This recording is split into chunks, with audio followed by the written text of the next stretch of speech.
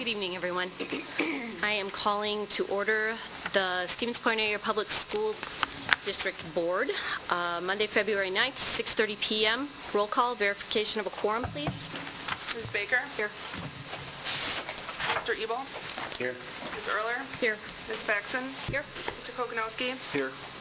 Mr. Presley? Here. Ms. Scott? Here. Ms. Sherrick? Here. Ms. Totten? Here. 9 members present, we have a quorum. All right, the first thing we have is the approval of the agenda, and it is updated at everyone's spot. Yep. Amy? Anybody have any changes, swaps, anything like that on it? I do. Yep. Hang on a second. So, the last thing, and they're not labeled, so I can't say A, B, or C, but it looks to me like there are 3 items under the closed session. Would that be correct? The last one is under 19.85 sub 1 sub F. That hasn't been changed since the agenda that was put out earlier, correct? Correct. Since Friday. Yeah, so I don't know, I guess I'd like to vote on that separately as to whether that should be in closed session or not, because I don't think that it should be, but we'll talk about it then. So I'm just going to ask that it be moved to what would be like 11A, so that we can vote as to whether we should be enclosed or not before we go into closed session for the other items. Does that make sense? Makes sense to me? It appears the way it's written is that 1985 1B and 1985 1F are together, because at the end of 1B it says and. There's two statutes being referenced. They both qualify. Okay. So I just wanted to point that out to you, Trish. So if you're going to make the motion, just so that understand that they were written that way. Well, I don't actually know what they're about. And I just wanted to point out the word and. But I looked at 1985.1F and looked at the statute and said, I don't think that needs to be in closed session. But I think that the board needs to vote on it, so I would just ask that that be moved, whatever that item is, that it be moved to the first item under closed session. To be... And I'll make that as a motion. Okay, so tell me how you want to do this. You want that item moved before closed session, before we vote on going into closed? I just want it to be the first item that we consider, so that if we, as a group, decide that it should be an open session, that we still have people here. Got it. My parliamentarian, how do we do that? So you're requesting for 2 separate votes to go into closed session. The first one being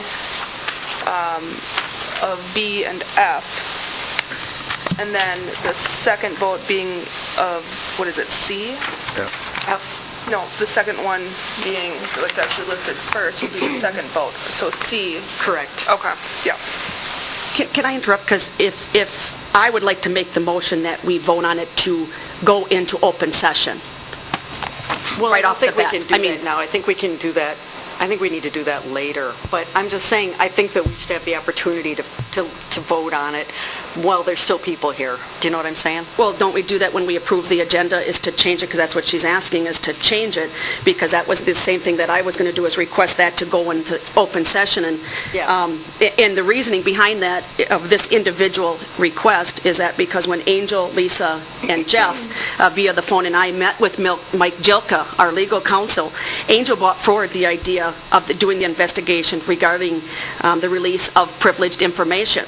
And Mike said, if a discussion does occur and a vote occurs on the investigation, it should be done in open session. Right. So I'm agreeing with you. Okay. So I made the motion. Will you second it? I am seconding it. Thank you. What's the motion exactly? The motion would be to amend the agenda so that, let me scroll down to closed session. And Trish, wording. I would like it to automatically go into open. Well, I think we need to vote on that when we get to it in the agenda. But I don't think it's appropriate to have that discussion now. Now we're just voting on the agenda. Well, no, what she's saying is move it from closed to open right now in the agenda, is Oh, what you she's just saying. move it to 11A. Well, I suppose you could call it 10C. That would be the same thing. That's what she's saying. Yeah, that's what I would like to do automatically, not wait to the vote then, because then the public or whoever would want to stay knows they have to stay around because it's going to be done in open session. And versus waiting until 11:30, and then making that decision. I sure hope it's not happening at 11. I don't either, but I am optimistic before midnight. So What's the what are you moving to 10C? Two of the items or just one of the items? Well, I Is was it- only looking at 1F, but Attila's saying it's 1B and 1F together. Right, so what, But you can separate it, Trish. I was just saying, for the purposes of how it was written, it said "and." Your motion, I'm not disputing what you want to do.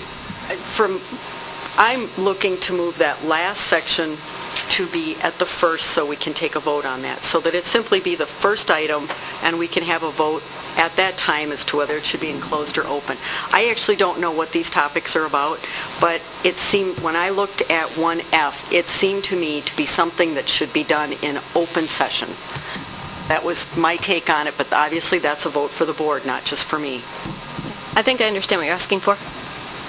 But I would like the vote done now, not at 10C. Well, That would be the only the thing. vote that would be happening now is to approve the agenda with the changes. Okay. So it's not going to approve that it's going to be an open session. It's going to approve for the motion that 1985B and 1985F would come before the vote for 1985C regarding going into closed session. Is, I believe, what your motion was. Yes, Okay. correct. Is Yes. there a compelling reason that it was put as a closed session item? Yes, on legal counsel recommendation, when we talked it through. After we left the room, It was this week.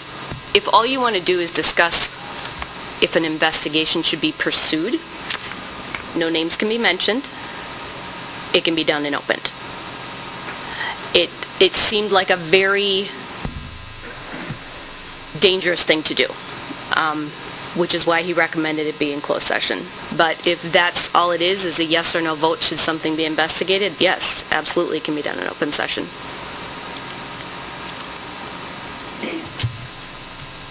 Okay, you can't, I wouldn't say you can't, but you should not move an exemption to go into closed session as an item to be discussed in open session. If you're suggesting specifically that the contracting with an investigator to do something, then that would be the item that would be moved. You follow what I'm saying? Right, and that would generally be discussed in closed and then voted on once you resume in open, because you Right, can't but- vote in closed. Your motion is to have that vote taken in open. Yeah, I don't think we can talk about anything. I don't know what this is about. We had no paperwork at all describing this. So I looked at the statute and said, and it appears to me that it's not something, just based on my look at the statute, because I don't know what this is about. And I looked at that and said, it looks to me like this is something, if we're talking about spending money on an investigation, I think that the public should be privy to that. I understand what you're asking for, and I understand the adjustment you want to the agenda, which is all we need to be concerned about right now, so we can do a vote on that. Someone needs to move. No, we have a motion and Yes. Can you read it, please? to approve the agenda moving 1985-1B and 1985-1F to be voted upon separately before 1985-1C.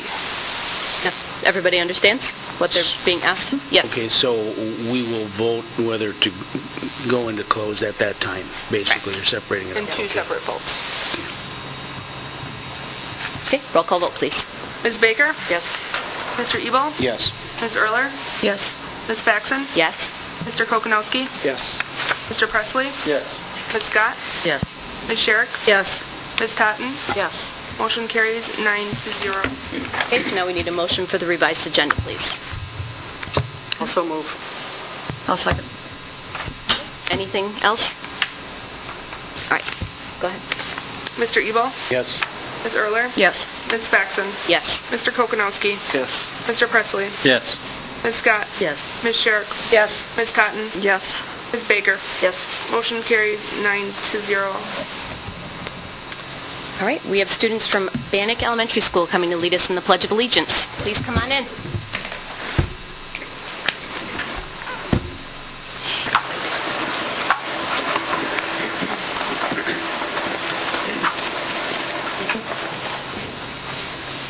13. Wow. There's a bus outside.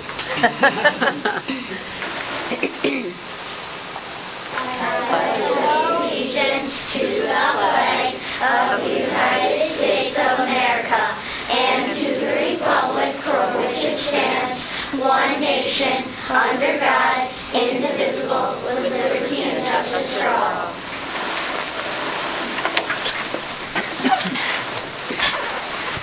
Just turn around, you guys.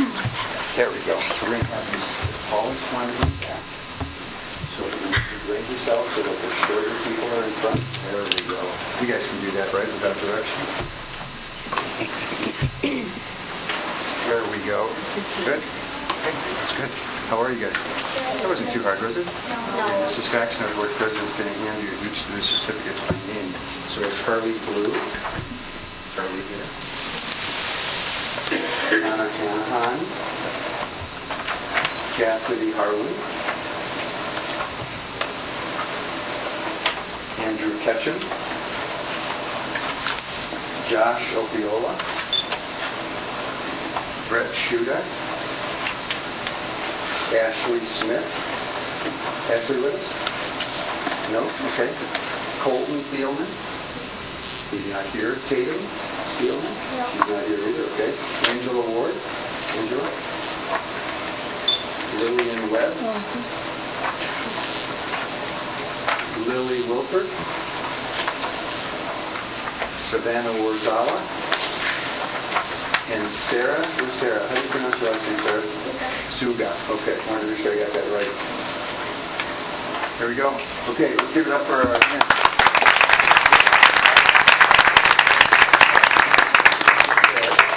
If you want to take a picture, make sure that you all get in. There we go. And then just line up in single file in the back. There you go. Sarah, you can stand right there, Sarah. That's good. Okay, there we go. Perfect. Hold your certificates up. There you go. Okay. So there's Mr. Bimowski and somebody else taking a picture. There you go. Right? Big smile. Okay, great. All right, so we're going to start over there and have that young man introduce his parents. My dad is Gary Shuda. Where's Gary? Right there. Welcome, Gary. Okay, your mom here? My grandma and grandpa are. Oh, well, introduce them. Irene Shuda and Ray Shuda. Welcome. Great, all in the family. Go ahead. My mom, Joan Gordon, is here, and my brother, Gabriel. Okay, welcome. Welcome, Joni. Go ahead. My dad, James Rizala. And where's he at? In the- Oh, there we go. Great. Okay, good. Okay, go ahead. Julie Schneider. Julie, welcome. My dad, Alex Ketchum. Alex? He's out there. He's out there. Okay, good. My dad, Gene Hahn. And where's Gene? Okay. Good answer. Go ahead. My dad, Richard Blue's here. Richard? He's in the hall. He's in the hall, all right. My dad, Peter Zuga's here somewhere. Somewhere, good. Right there, I think. My dad, Bill Webb, is there. Over there. Welcome, Bill. And my sister, Sophie Webb, is there. All right, welcome, Sophie. There you go. My mom and my dad, Sean and Sarah Harlan, with my brother and sister, Riley and Jessica Harlan. Wonderful. Well, thank you very much, parents, for coming. We appreciate your support. And, I'm sorry, did I miss one? Yep. Who did I miss? Oh, I'm sorry. You were hidden. My dad, Robert Opiola, somewhere. Somewhere. What I'd like one of you to do is to introduce your teacher and your principal. Where's Jess? Is Jess there? Yes. Okay, somebody want to introduce them? Why don't you go ahead and introduce them? Miss Go ahead. No, go ahead. Sarah, why don't you introduce them? is Miss Vijakuski and our principal, Mrs. Champion. There you go. Very good, very good. Okay. Well, here's what we're going to have you do, is we're going to have you go around and shake the board members' hands, okay? And then you can take all of those other people that are there and ask them to take you out to dinner.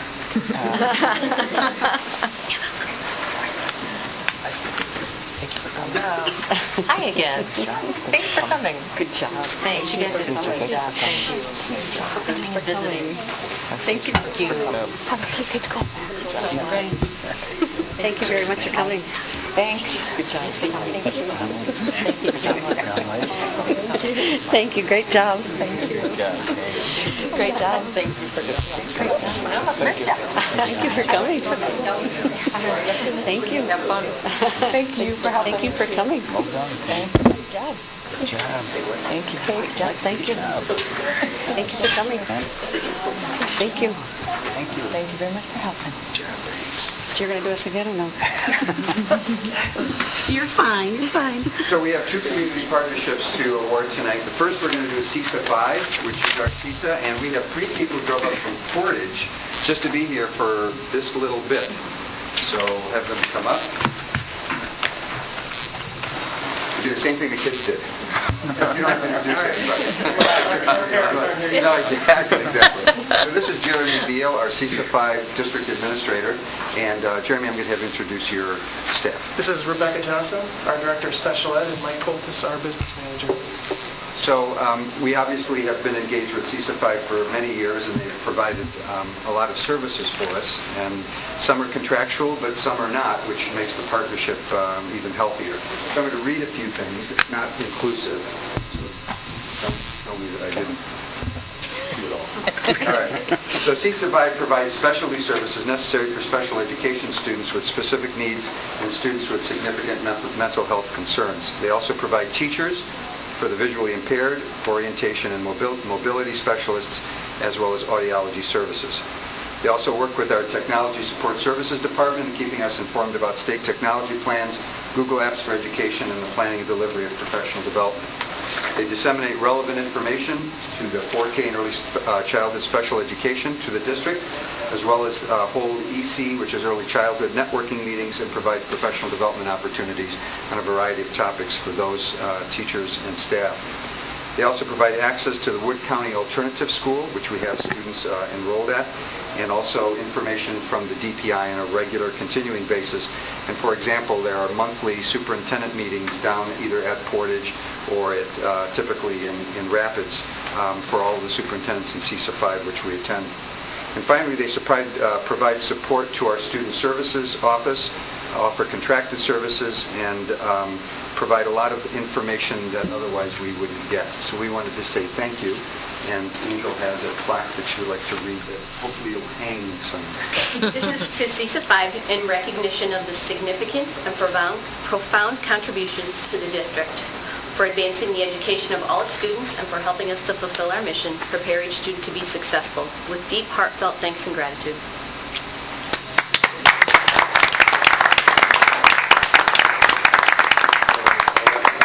And I would just like to say we greatly appreciate this recognition, and we're really happy to have the opportunity to work with you and your staff. So one of the really cool things is that in their office, I was there on Friday for the monthly meeting. Right, it was Friday, right? Yeah. Time goes by. And I didn't see any other plaque from any other district. There's a meeting there. There's going to be a lot of like, oh, really? Yes. So Dan's going to take a couple All right. pictures. Great. So we'd like you to meet our board members, and thanks for traveling out. See you on the way out. Thanks very much. Thank you. Thank you. Thanks so much. Thank you. Thank you very much. Appreciate it. Thank you. Thanks. Safe travels. Thanks for coming. Thanks for everything. Thank you. Congratulations. Thanks for all your help. Thank you. Thank you. So the next partnership presentation or award we would like to give is to the Portage County Coalition for Alcohol and Drug Use Prevention, and accepting that is Jeff Whitrock. Are you the only one, Jeff, from? Yes. Good to see you. Good. So we're going to do the same thing. We're going to read some things except you're alone, so. Okay. All right. So the Portage County Coalition for Alcohol and Drug Abuse Prevention works with the district, staff, and our community to employ research-driven prevention and education strategies. Their goal, as is the district's, is to reduce the harm of alcohol and drug misuse and abuse, reduce underage drinking, ensure that prescription drugs are safely disposed of, and increase awareness about the harm that alcohol and drugs can cause. The coalition provides compliance checks to discourage sales to district minors as well as those of surrounding schools. They also promote they host education using students to educate parents about the legal consequences of providing alcohol to minors. And they also hold Portage County prescription drug take-back events to get the drugs properly disposed of and out of the hands of our young people. The Coalition does a variety of educational campaigns geared toward binge drinking, heroin, and drinking and driving in order to keep the district and the community and our students safe. Members of the Coalition for Alcohol and Drug Use Prevention work with the district, students as part of the Portage County Teen Leadership Program, which meets on a monthly basis to teach students leadership qualities using the 7 habits of highly successful teens. And they focus primarily on community education and awareness, advocacy, community prevention strategies, evaluation, data monitoring, and research, which all benefit our students and our residents. That's a lot, and I know there's more, Jeff. So thank you very much, and Angel has a Thank you. for you. In recognition of the significant and profound contributions to the district, for advancing the education of all its students, and for helping us fulfill our mission, prepare each student to be successful, with deep heartfelt thanks and gratitude. Thanks.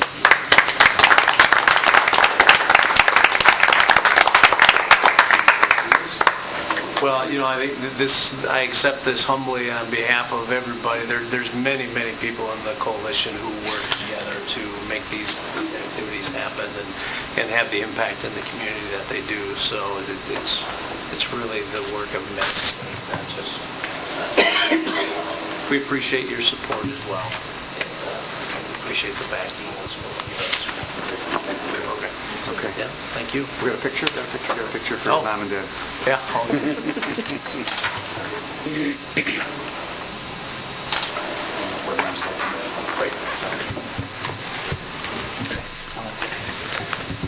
Thank you so much, Rob. You're welcome, Jan. Thank you. See you too.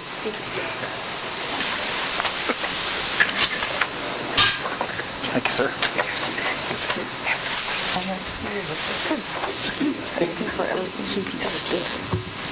Tell everyone thank you. Congratulations. I'll give you a hug. So. This is one of our own team. There you go. Oh, we should have had him come up for a picture. Hey, you guys want to come up for a picture? Yeah. And come on. Yeah. Photo bomb. Where's your Captain America, I think? Superhero. So, Jeff, why don't you introduce these? Well, everybody knows them, but why don't you? We have Kristana Shafransky and we have Lauren Fish. They're both sophomores at Pacelli High School. And the Portage County Teen Leadership, of course, it deals with the leadership program for kids throughout the Portage County area. So we actually have kids from all 5 high schools. We bring them in as sophomores, and it's a very thorough 9-month program. And we bring them in as sophomores because we want them to go back to their schools and use the tools that we've taught them to help educate others, and they use those leadership tools for ones like this who need to come here and partake in these wonderful, very important activities. Wonderful. So you two need to go back to Mr. Kukan, right? And just tell him that we're very ecumenical here. Use that word, ecumenical, okay? All right, so there's no separation of church and state here, right?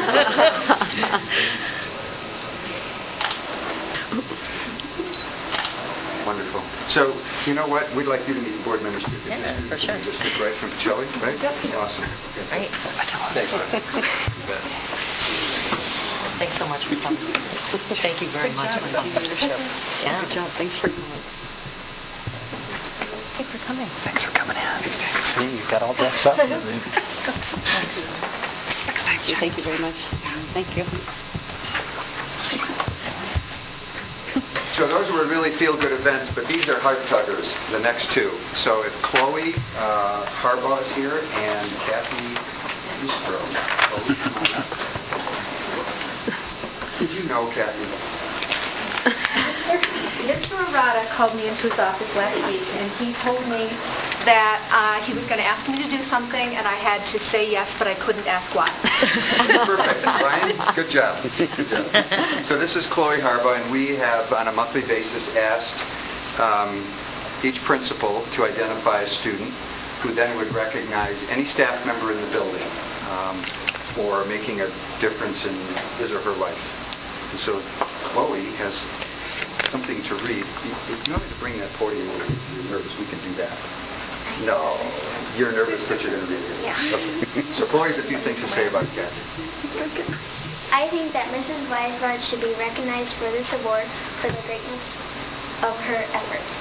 She is a really fabulous teacher and a really fantastic person too. I really like how she helps people in everyday life and in her job.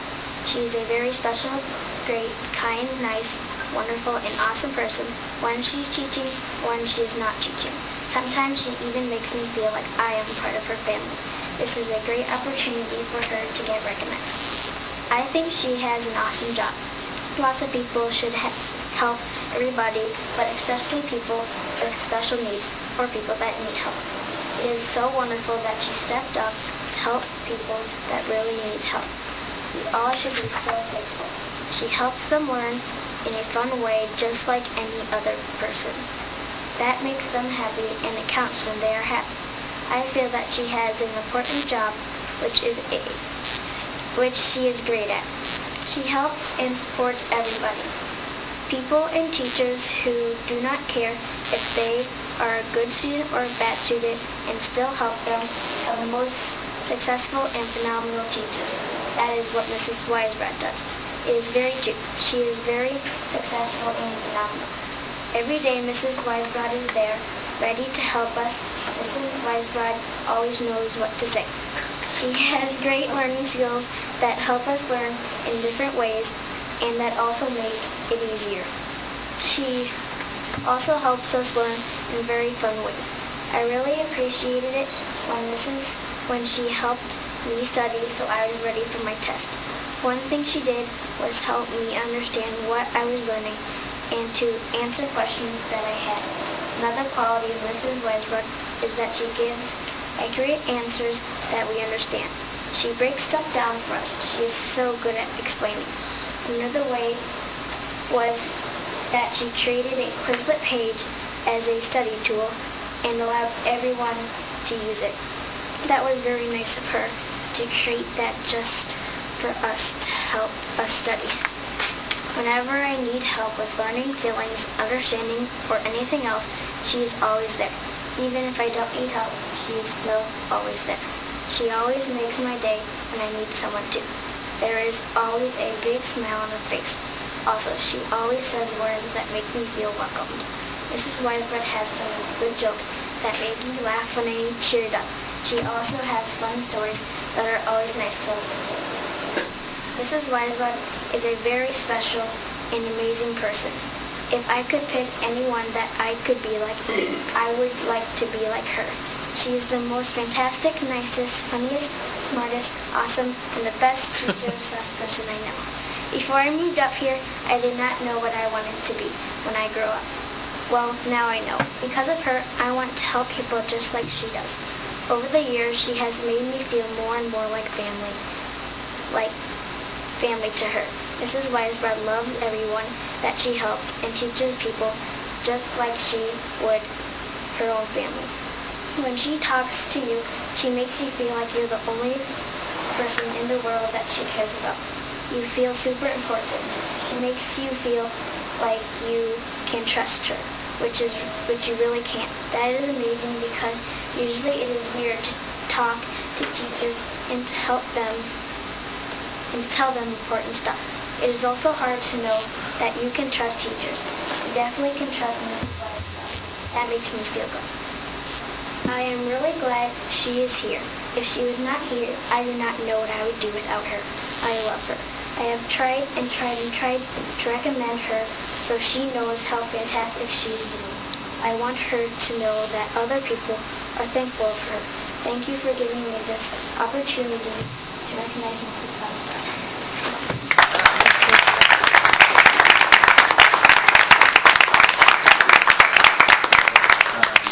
This is a certificate that we give to staff, Kathy. So this says, Kathy Weisbrod, Special Education Assistant at Washington Elementary School.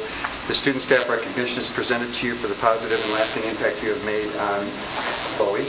and her fellow students. We are a family of teachers and learners. You have taught her and many others the essentials of how to learn, the values of how to live a good life, and how she and others might pay it forward. Heartfelt thanks to you. I didn't know this. Mine's on my last meeting. Kathy, do you want to say anything? Yes, first I would love to just thank you, Chloe, so much for your heartfelt words. And I think all of you can tell what an articulate, intelligent, hardworking student Chloe is at school. It's really a pleasure to work with her. She's also a leader in a lot of capacities. She's a member of our student council. She is a member of our safety cadets. She's part of the Just Sayin' Club, which is a special club we have at Washington School to help all of our students work well with students who have special needs. My role at Washington School is actually that of a special education assistant. So one of my most important jobs is to help our special education students transition well into the regular classroom. And Chloe does a fantastic job of making all students feel welcome, whether they're in her class all day long, like many of her classmates, or if they just come in and out for an hour or two as the day goes on. And that's something I think all of our students at Washington School do especially well. So I really appreciate her being a leader in that regard, because as much as I want to make every student feel valued and welcome, when you have students like Chloe who help you do that, it makes your whole school a family of teachers and learners. Chloe, do you want to introduce your parents? My mom is here, and her name's Christy Harba, and my sister Maddie is here, and she's older than me. Yeah, and Kathy's husband, John, who's a math teacher at PJ's. John, welcome. Thank you. So we're going to get a picture here.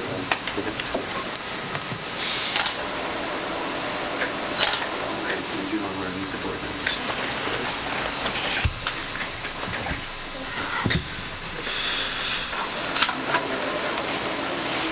Keep it up, okay? I want a hug. It's wonderful. Thank you. Thank you, Ms. Hughes. Thank you. Thank you, Anna. Great job. What a beautiful tribute. Good job. Nice speaking. Awesome. Congratulations. Keep it up. You do a wonderful job here. Thank you. So we have one final recognition tonight. So if Jordan is here, Jordan Madden here. Jordan, come on up. And Trina Lumens. Trina's a counselor at SPASH.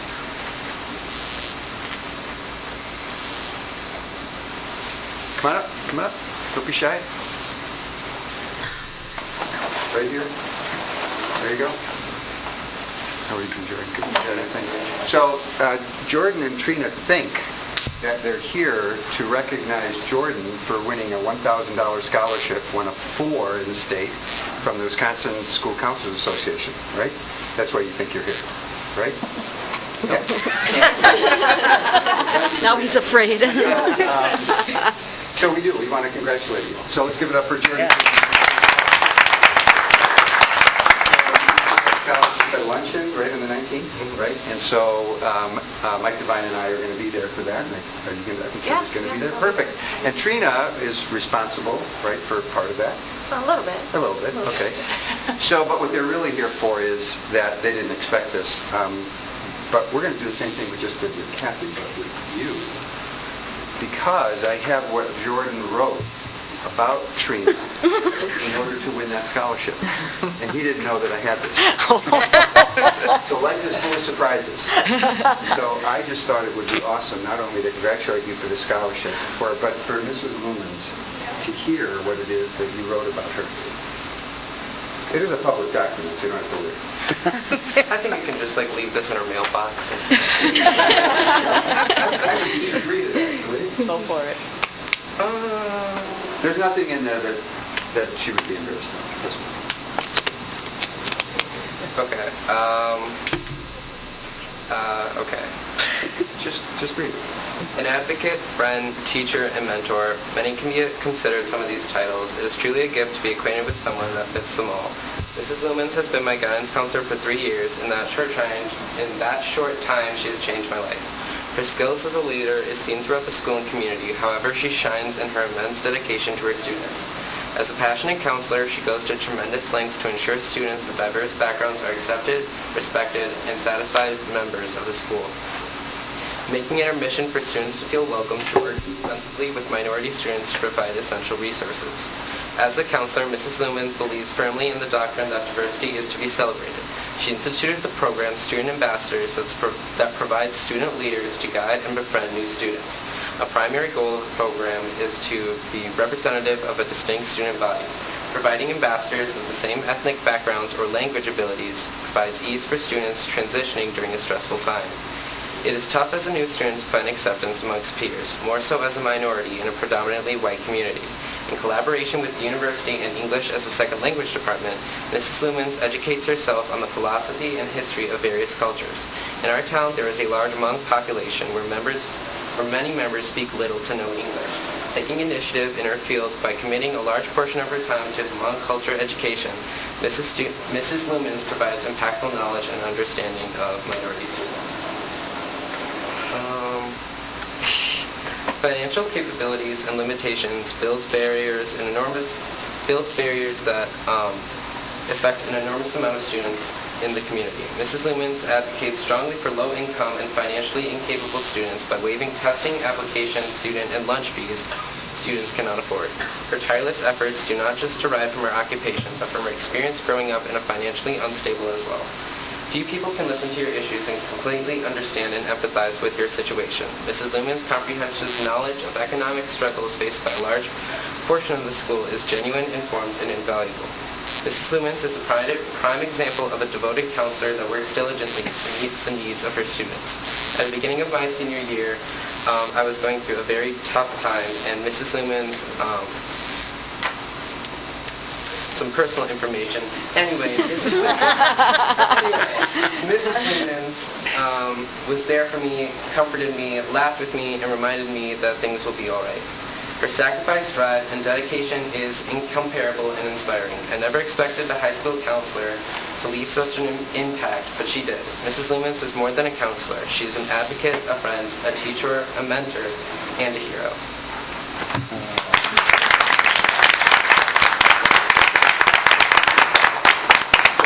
We have the same certificate, Trina, for you, and we'll provide the signature. So why did I do this? I did it for a very specific reason.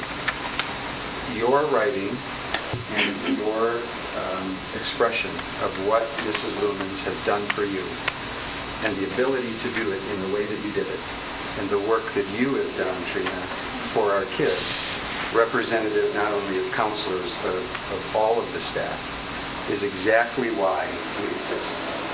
And there isn't anything I can think of, and I know there's lots of important things on this agenda tonight, but there honestly isn't anything more important I can think of than to recognize both of you as representatives of the kind of students, the caliber of students that we have, the caliber of staff that we have, that in a culminating event brought it together. So thank you both for honoring our district and representing us so well. Okay, here we go.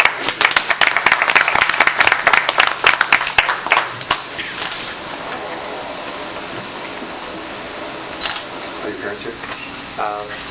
Nina Fitzgerald, my mom. There you go. Welcome, Nina. Okay. Anybody else? No. Okay. Trina, I think you can do one. I can. There you go. The board members would like to meet you.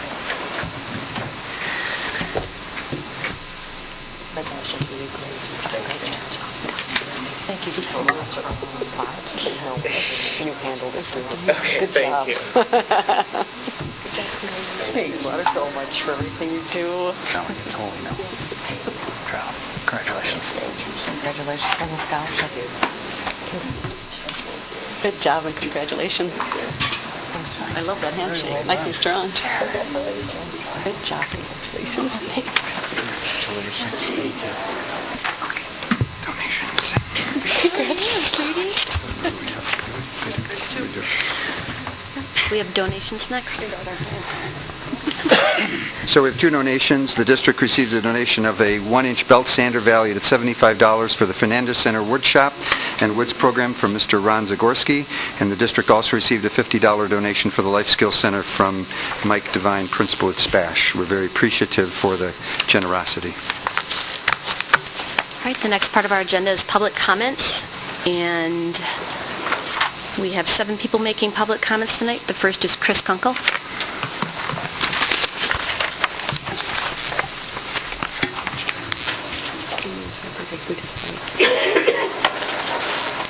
Good evening. My name is Chris Kunkel. I live at 921 3rd Street, Plover, Wisconsin. I am a second grade teacher at Bannock Elementary School, and I'm here to talk about the transportation department tonight.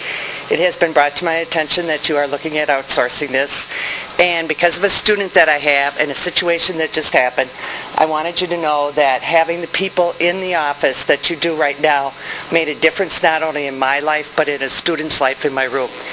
He was in a car accident this summer, and he is in a wheelchair, and he has a wonderful bus driver, a wonderful aide, but he got in a wheelchair, and it wasn't secure on the bus, and he was worried. It was okay, but he was worried because it was tipping. It's a new lightweight wheelchair. By the time I could talk to anybody about the situation, Rhonda and Karen had handled it already in the bus garage, had gotten hold of the company, had gotten hold of our OTPT people, had brought them out there and got that taken care of. I have lived through outsourcing with the custodians and how that changed some of the things that have happened in schools, and I don't want to see this happening to our transportation department. Thank you. Thank you, Chris. Dan Dobratz.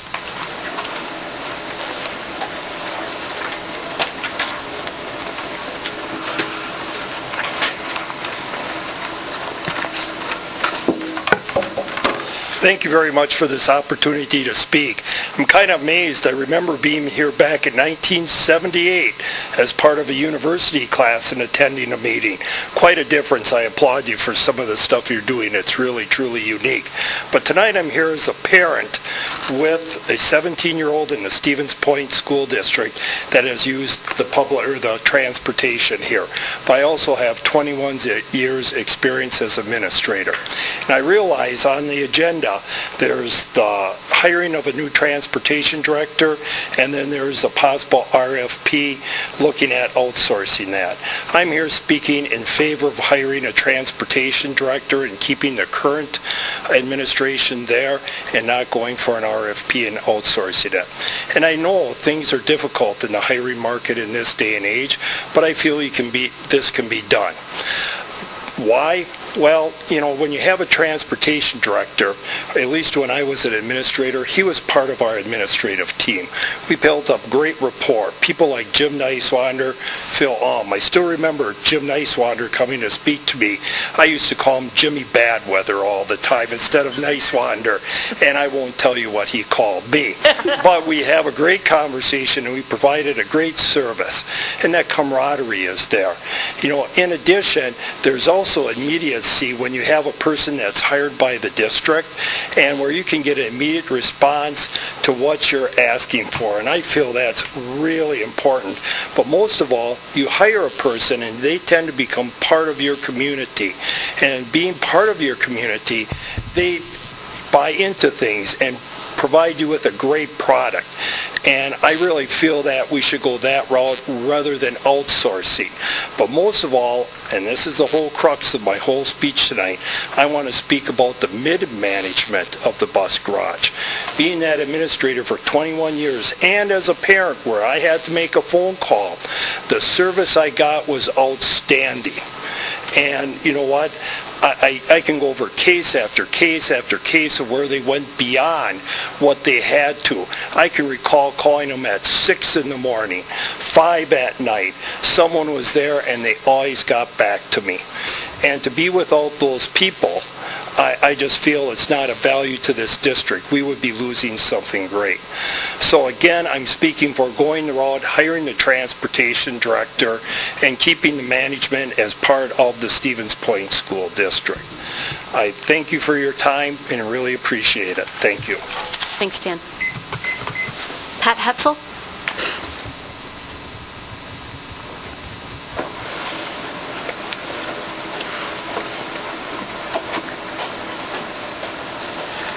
I have a letter from a student from the university I'd like to read. and it says, "To whom it may concern. I'm a second semester junior at the University of Wisconsin-Stevens Point. I began working at Disability Services this September with the new tested accommodation scheduler, Kim Schurig. Upon meeting Kim, I was immediately amazed at her passion and dedication of putting students before anything else.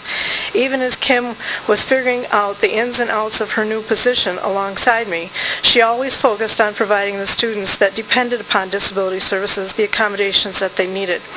I have inevitably noticed that Kim emits a contagious positive attitude that I see and feel rubbing off on all who interact with her. This positive attitude not only resonates throughout her co-workers, but most importantly in the students she provides for. When I see Kim interact with a student, that student is treated with the utmost respect and courtesy, but the student also seems calmer and more confident. Kim Schurig has shown nothing but passion, enthusiasm, and respect to all students and personnel that interact with her, and she's been vital to the success of the university's disability program. Sincerely, Nate Rice." So Kim, I have a copy, the original copy from Nate, and Angel, I will give you a copy. And may I also say that I feel, along with several others, that dragging people's names through the mud is absolutely ridiculous when you do not have any valid legal points in which to do so. If you have an inevitable proof of something, it's one thing. But to start rumors and to do things that just hurt people, and this board, as being adults, should not be into hurting people but helping people. When students can come forward and say, "Hey, you've helped me," and look at people and feel that they're an important part of their lives, we should all feel that way because the public voted every single one of you on this board. Take that with pride and remember what you promised them when you were out there and you were campaigning to be on this board. And those two women sitting there have done nothing but kept open records and requests and asking questions that can be unfavorable, but they have asked questions because they have kept their promise to the public. Thank you. Thank you, Pat. Thank you. Sam?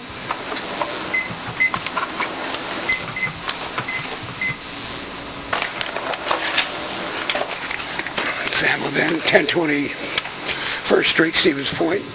I hope you can all hear me. I probably shouldn't be here, but I just getting over the flu, but I'm no longer contagious, so that's the good part. But I felt it was very important to come here today, and I want to thank Angel for giving me a little extra time, since I have 3 things to speak about. One I did not want to speak about, but I'm going to. I've been told many times not to believe what I read in the papers. I stayed out of this recall procedure because I feel as a candidate for an open school board seat, I do not want to influence anybody whether or not they signed the petition or how they would vote. But after reading the article in the City Times, I very much hope this to be incorrect information. Regardless of my feelings on the recall petition, bringing children into this, by following them or trying to make people uncomfortable by harassing them is totally uncalled for, and I myself will not tolerate it. There's been mistakes made by every member on this board, not just 2 of them. And I personally want to tell you I have great respect for Barb Portson from back when she was one of my many instructors at Mid-State. And she was also one of the faculty advisors when I was the president of the Student Activity Board at Mid-State. I just want to say it's time people to get a grip. No matter what side you support, let's keep it above board and let it play out as it should, the way the system is designed for it to work. It's time to leave personalities and children out of the mix and be role models for the children of our district. They need to learn from us, the adults, how we settle problems in the district.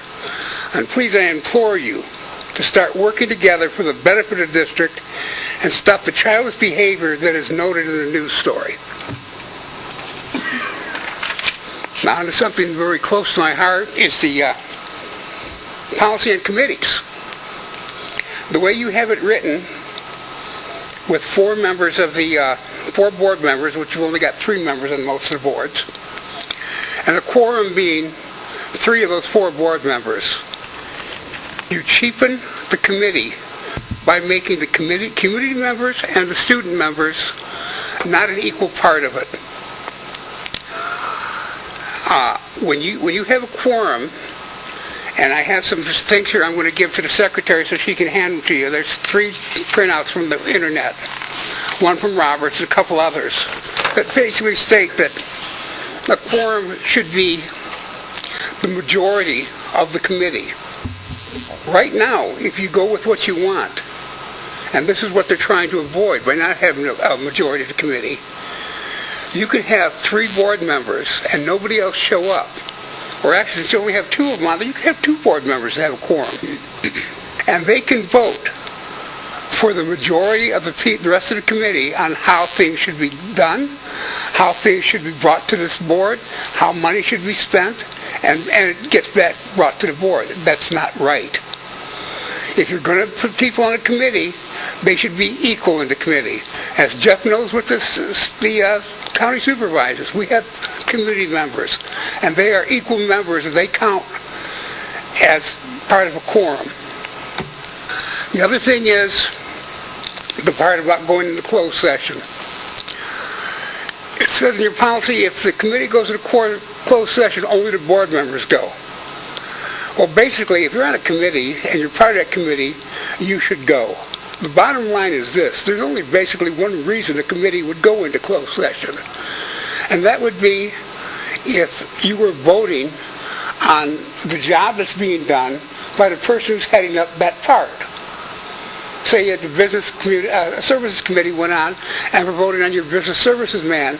Is he doing his job? Should he be retained? Should he get a raise? Whatever. That's not what the committees here do.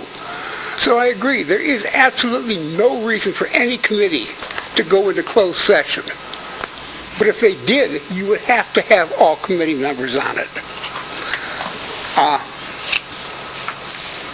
The last thing is your community listening session. You're going to be talking about that today. And I just want to state that if you want to keep it as a listening session, do just that. Don't put an agenda out there. Don't say what you're going to talk about, because then it becomes an information session. If you leave it as a listening session, as people start to see that you're going to be listening to them and letting them speak on what they want to hear, what they want to say, they will start coming out more and more. Give it a chance to work before you go changing it. I don't want to be told you can only speak on these 2 subjects when you come to a listening session, because then it's not a listening session. You don't want to listen. You want to do it your way. Thank you. Thank you, Sam. Kurt Lepak is next.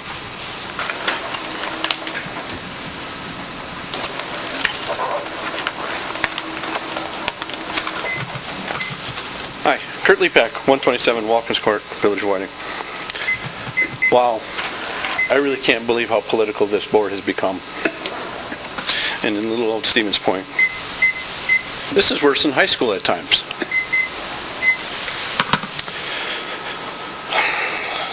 The majority versus the minority.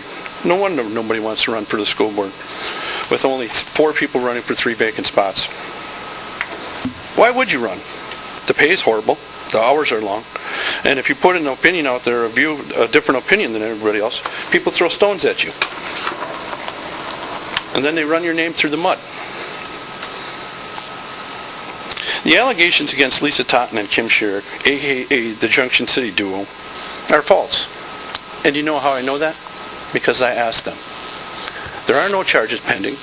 There are no allegations written by anybody that I have ever seen or they have ever seen. Because I asked them point blank that. So they're not there. So to Sam's point, can you believe everything that you read in the paper? No. The article that he referred to, I believe I was one of the people that was mentioned or brought up in that paper. I never did yell at anybody. I didn't harass anybody. I stated my case, stated my point, just like they stated their point. And that's the way the system's supposed to work.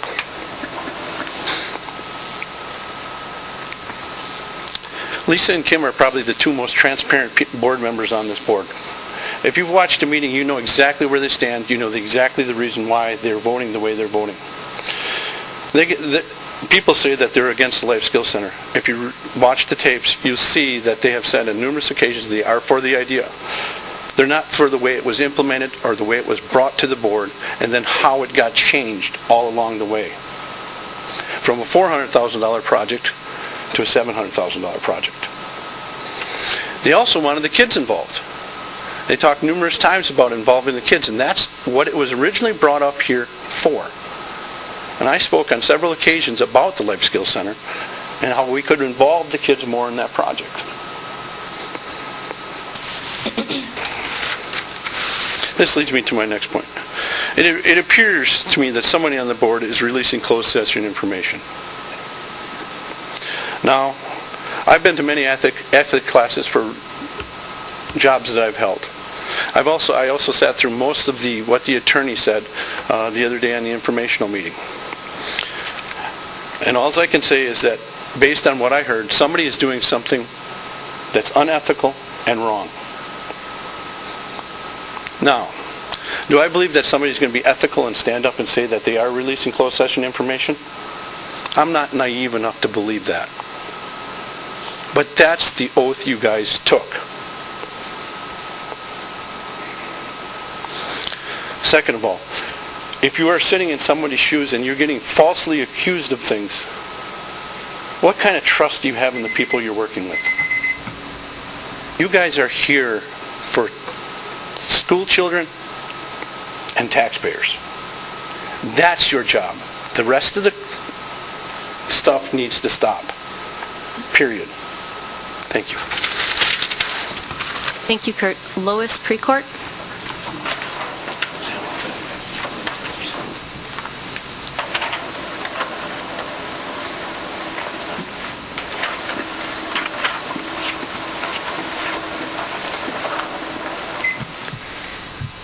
My name is Lois Precourt, 3217 Regent Street, Stevens Point. A lifelong resident of Point, and I sent 2 children through the public school system.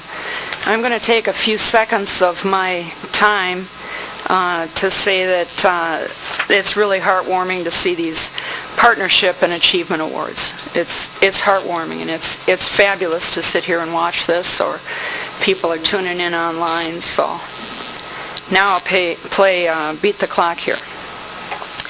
I'm here in support of Save Our Schools, and specifically to talk about the important issues of hiring a new district superintendent.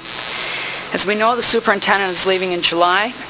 Regardless of the agreements and disagreements with our current superintendent, I think that we can all agree that the hiring of a qualified and energetic person to lead our district forward is also an opportunity for a fresh start.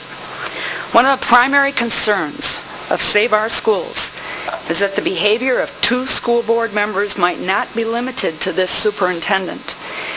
If their antagonistic attitude is allowed to continue, it will be a negative energy that could preclude qualified candidates from applying, and it will be detrimental to an effective communicative effort and rapport with a new administrator.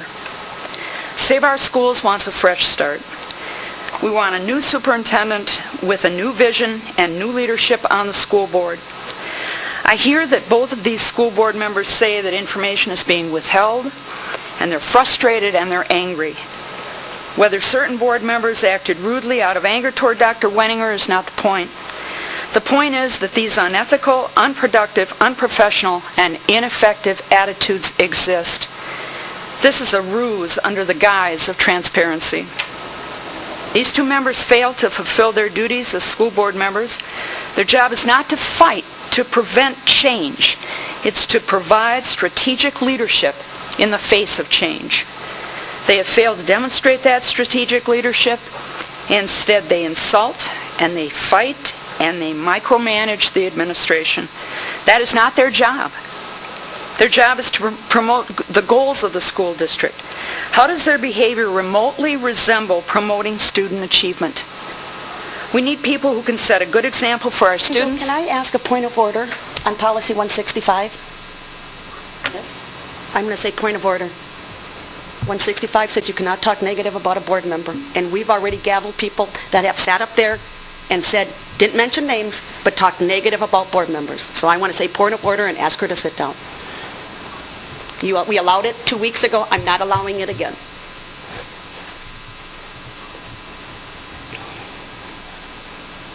Lois, if you could make your comments generally. Sure. Thank you. And not negatively? I think we need a fresh start with new leaders who want to work for positive change in a positive venue with a positive attitude. Save Our Schools is not about the debate over this superintendent. That ship has sailed. And if I'm representing Save Our Schools in a public venue, I will not engage in banter about Dr. Wenninger. This is about moving forward with a fresh start for our district, our community, and most importantly for our students. Thank you. Thank you. Carrie Streamer?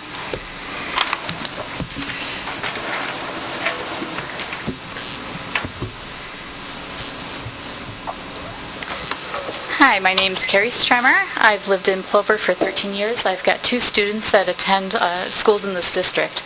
I'm here to speak tonight in support of our teachers, our school district, and for the group Save Our Schools. This is nothing new, but cannot be said enough. We have wonderful teachers and staff in our school district.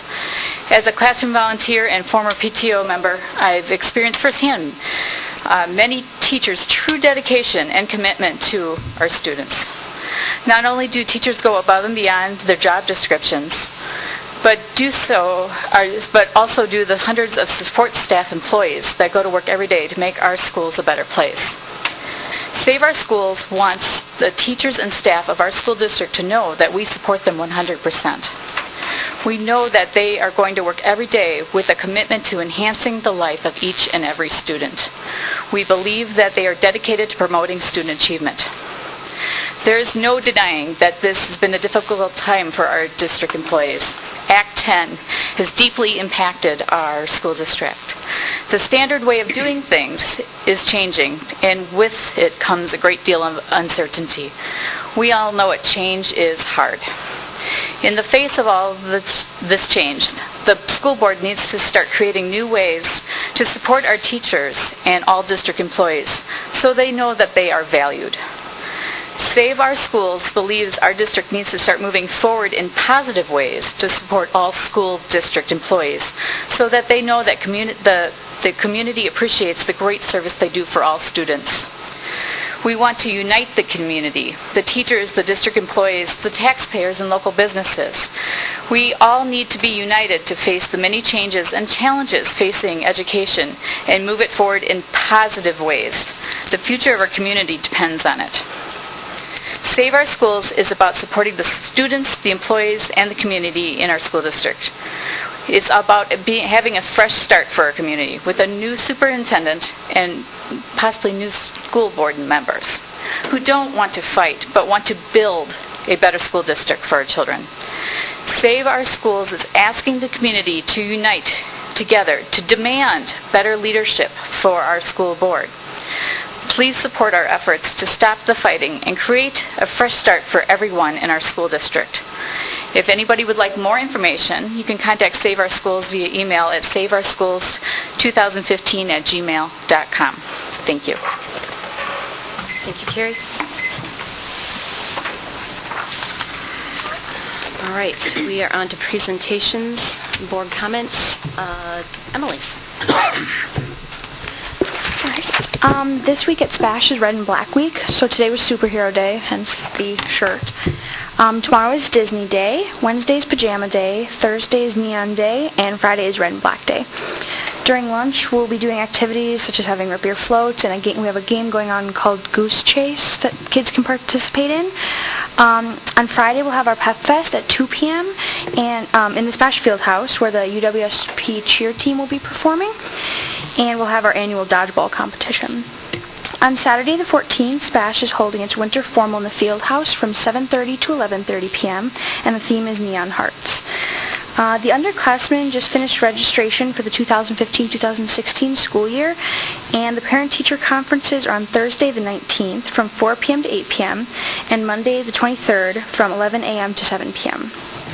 And also a big congrats to the boys swim team for winning the conference swim meet last Thursday. Thanks, Emily. All right, WASB report, Meg? Just a couple things to note.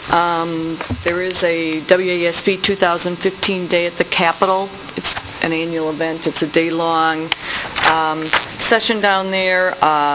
You have a state budget briefing, some advocacy training, there's some information on WASB legislative priorities, and then there's a chance all afternoon to meet with legislators. It is scheduled for March 18th, which I'm aware is spring break, but if any board members have any interest, I know Amy's getting a list together so she can provide that information to WASB and probably our legislators as well. The only other comment I wanted to make, because it was just very timely, is an article in today's paper about the Common Core tests getting off to a rough start. And so I think we as board members are realizing that we're kind of right now on a roller coaster with the state budget, with some very serious policy decisions that are part of that state budget process. Our administrative staff, our cabinet, has been in touch on an incredibly regular basis with our legislators, talking with them about what it is that our district needs in terms of some of the things being proposed at Madison. But if any board members would like to get further information, please feel free to get in touch with the superintendent. This article was very surprising to me because what it's saying is that currently the governor is proposing that the tests that we have all been very, very busily preparing for may only be in existence for 1 year, and that we will be looking at potentially another entirely new set of tests beginning next year. So again, there is a lot going on there. There is a lot of movement between AB, the Assembly bill, and the Senate bill. And I want board members to be aware that our cabinet's working. I've been at several meetings with legislators, and we continue to do our best to try to fight the good fight for our students and our staff and our schools. Thanks, Meg. All right, next is President's Report. That's me. The Carlson-Detman Report is the first thing on here. For anyone who isn't aware, the Carlson-Detman Report was done by a group that was hired to come in and kind of evaluate our entire pay plan. Post-Act 10, we have to come up with a way to promote people, give raises, that sort of thing. It's in the list of priorities of things we need to do, it keeps falling behind.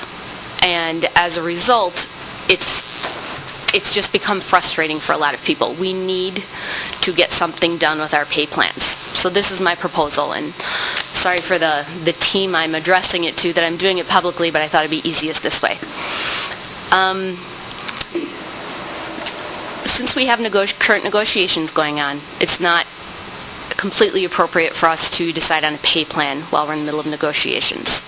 However, a lot of people have come up with good, comprehensive, excellent pay plans in the state. I'm wondering if that group can reconvene and look at some of the pay plans that have come together that are working. I know a couple of them are on Series 2. The first didn't work out. If we can just get that group to pull together 5 or 10 of the pay plans, look at them, see what's working for people, what's not working for people, comparable districts in terms of how much staff, the FTE that they have.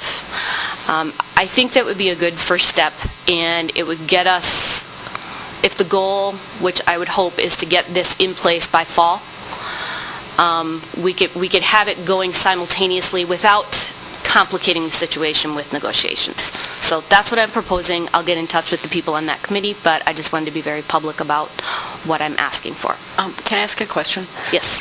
So I wasn't on the board when that committee convened, and I don't know who's on it. I would be happy to volunteer to be a part of it, but I don't know who it consists of. And I don't think there are any board members on it, if I remember correctly. There are 5 administrators and 10 teachers on the teacher pay plan group, and roughly the same kind of composition for the non-certified staff pay plan group. And their staff which then made recommendations or Right. to the board.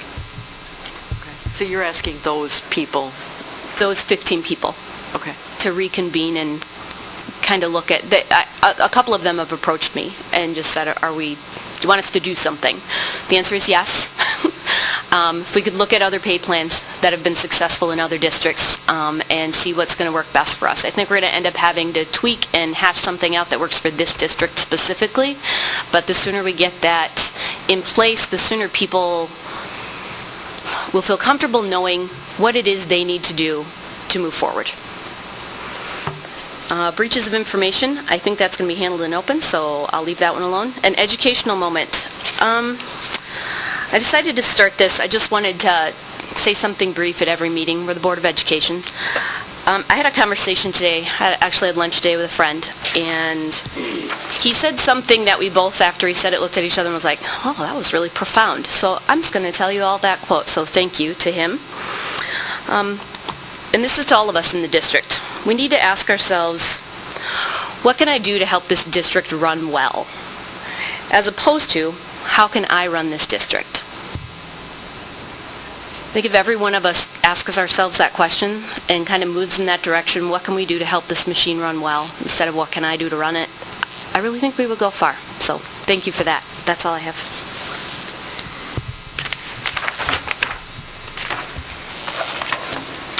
Just a couple of items that I want to highlight in the report. The first one is a reference that Meg made to the state assessments. I attended a CISA 5 meeting of superintendents on Friday, and one of the presenters was the director of accountability for the state, and he indicated pretty strongly that he thought that what's commonly now known as Badger 38 is going to be a one and done.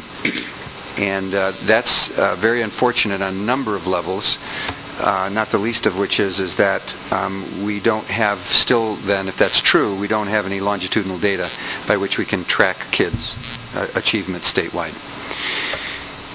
But there's another part to that is even more troubling. So at the end of his presentation, I asked him the question, how much did the state spend on the development and the implementation of Badger 38? That is, by the time it's given this year, which is roughly a 2-month window, and then all of the results derived and then sent to schools. So from its development through its implementation and so on. And he said between $12 and $13 million.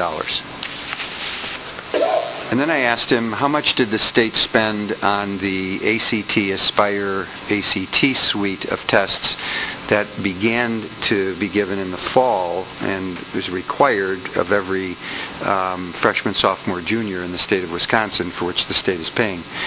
And he said between $7 and $8 million.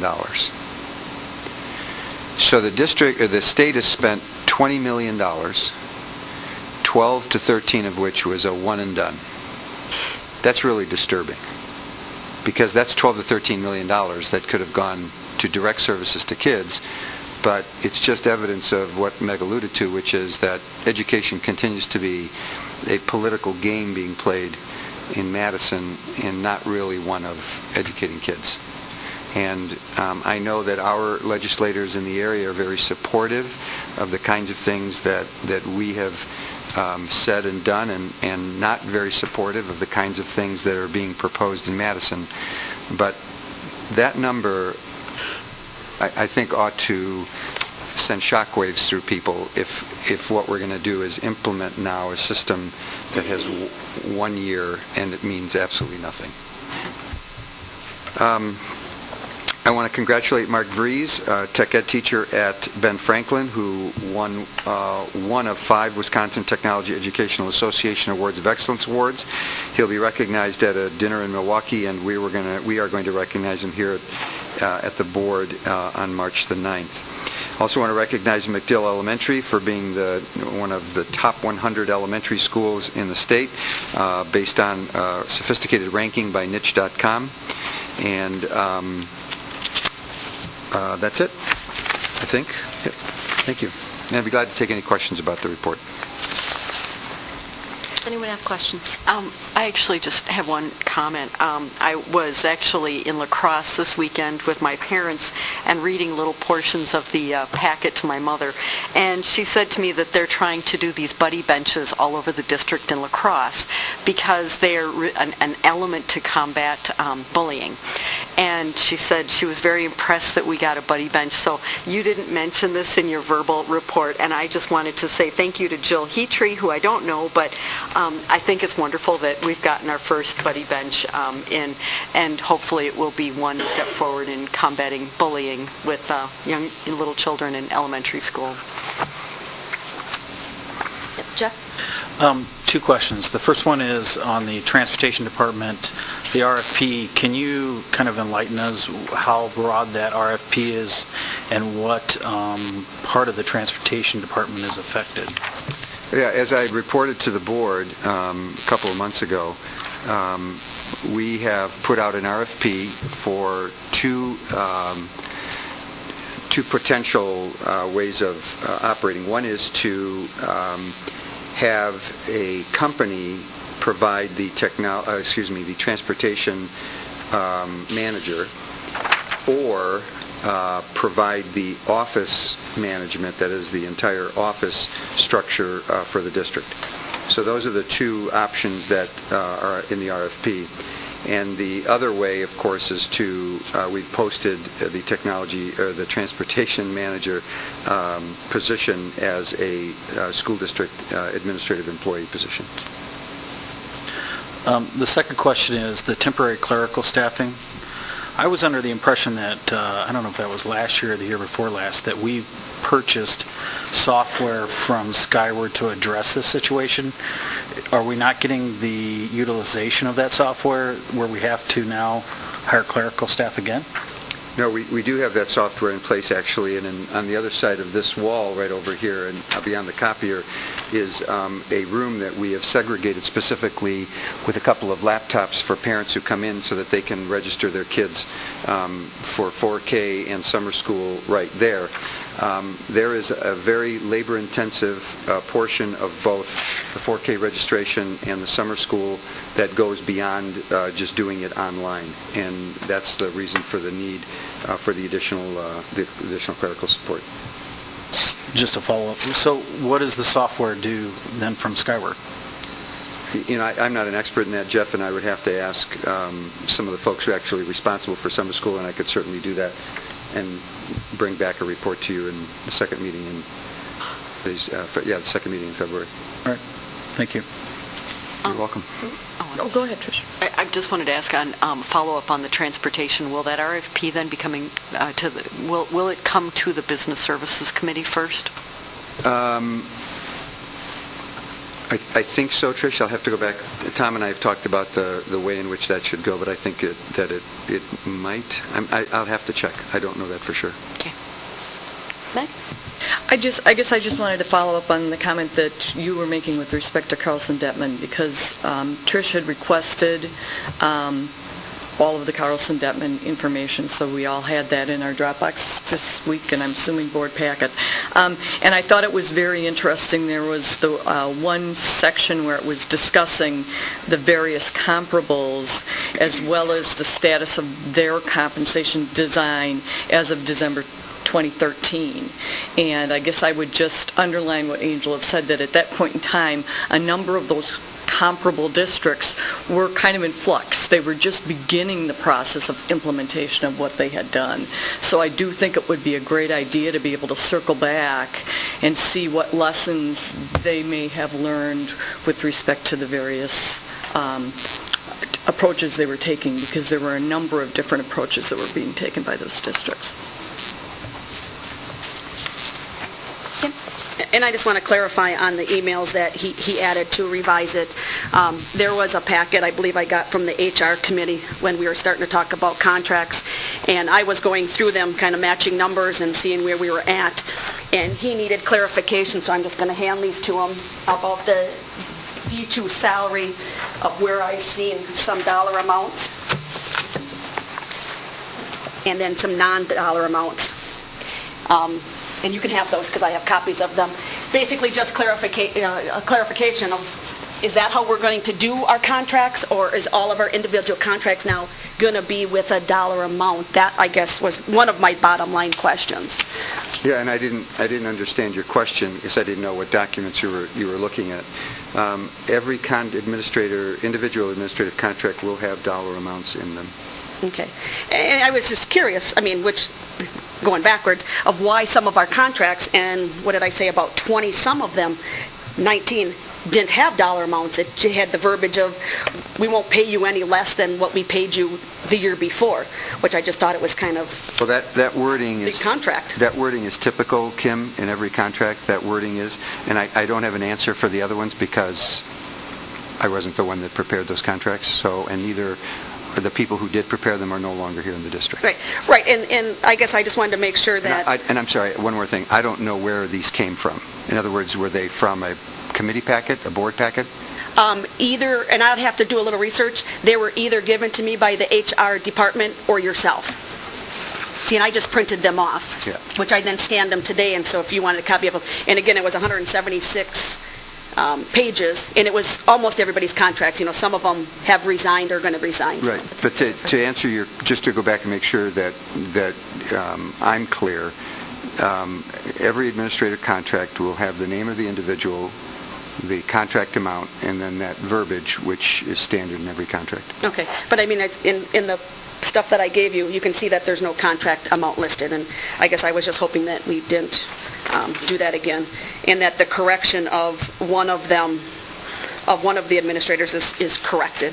I hope he only doesn't get a raise of $1.18. Is this on the superintendent's report? Yes. Okay, I missed it there, because I know it's we on were the going to talk about revised one. contracts. Okay. So Thank you. the accurate and correct amounts of the administrator's salaries for both 2013 to 15, and currently, as we sit here today, from 2015 to 17, are on that one spreadsheet that the board received as part of the packet. So one was 1 year and one was the next. There were just 2 copies. We can talk about that when we get to that, if you want.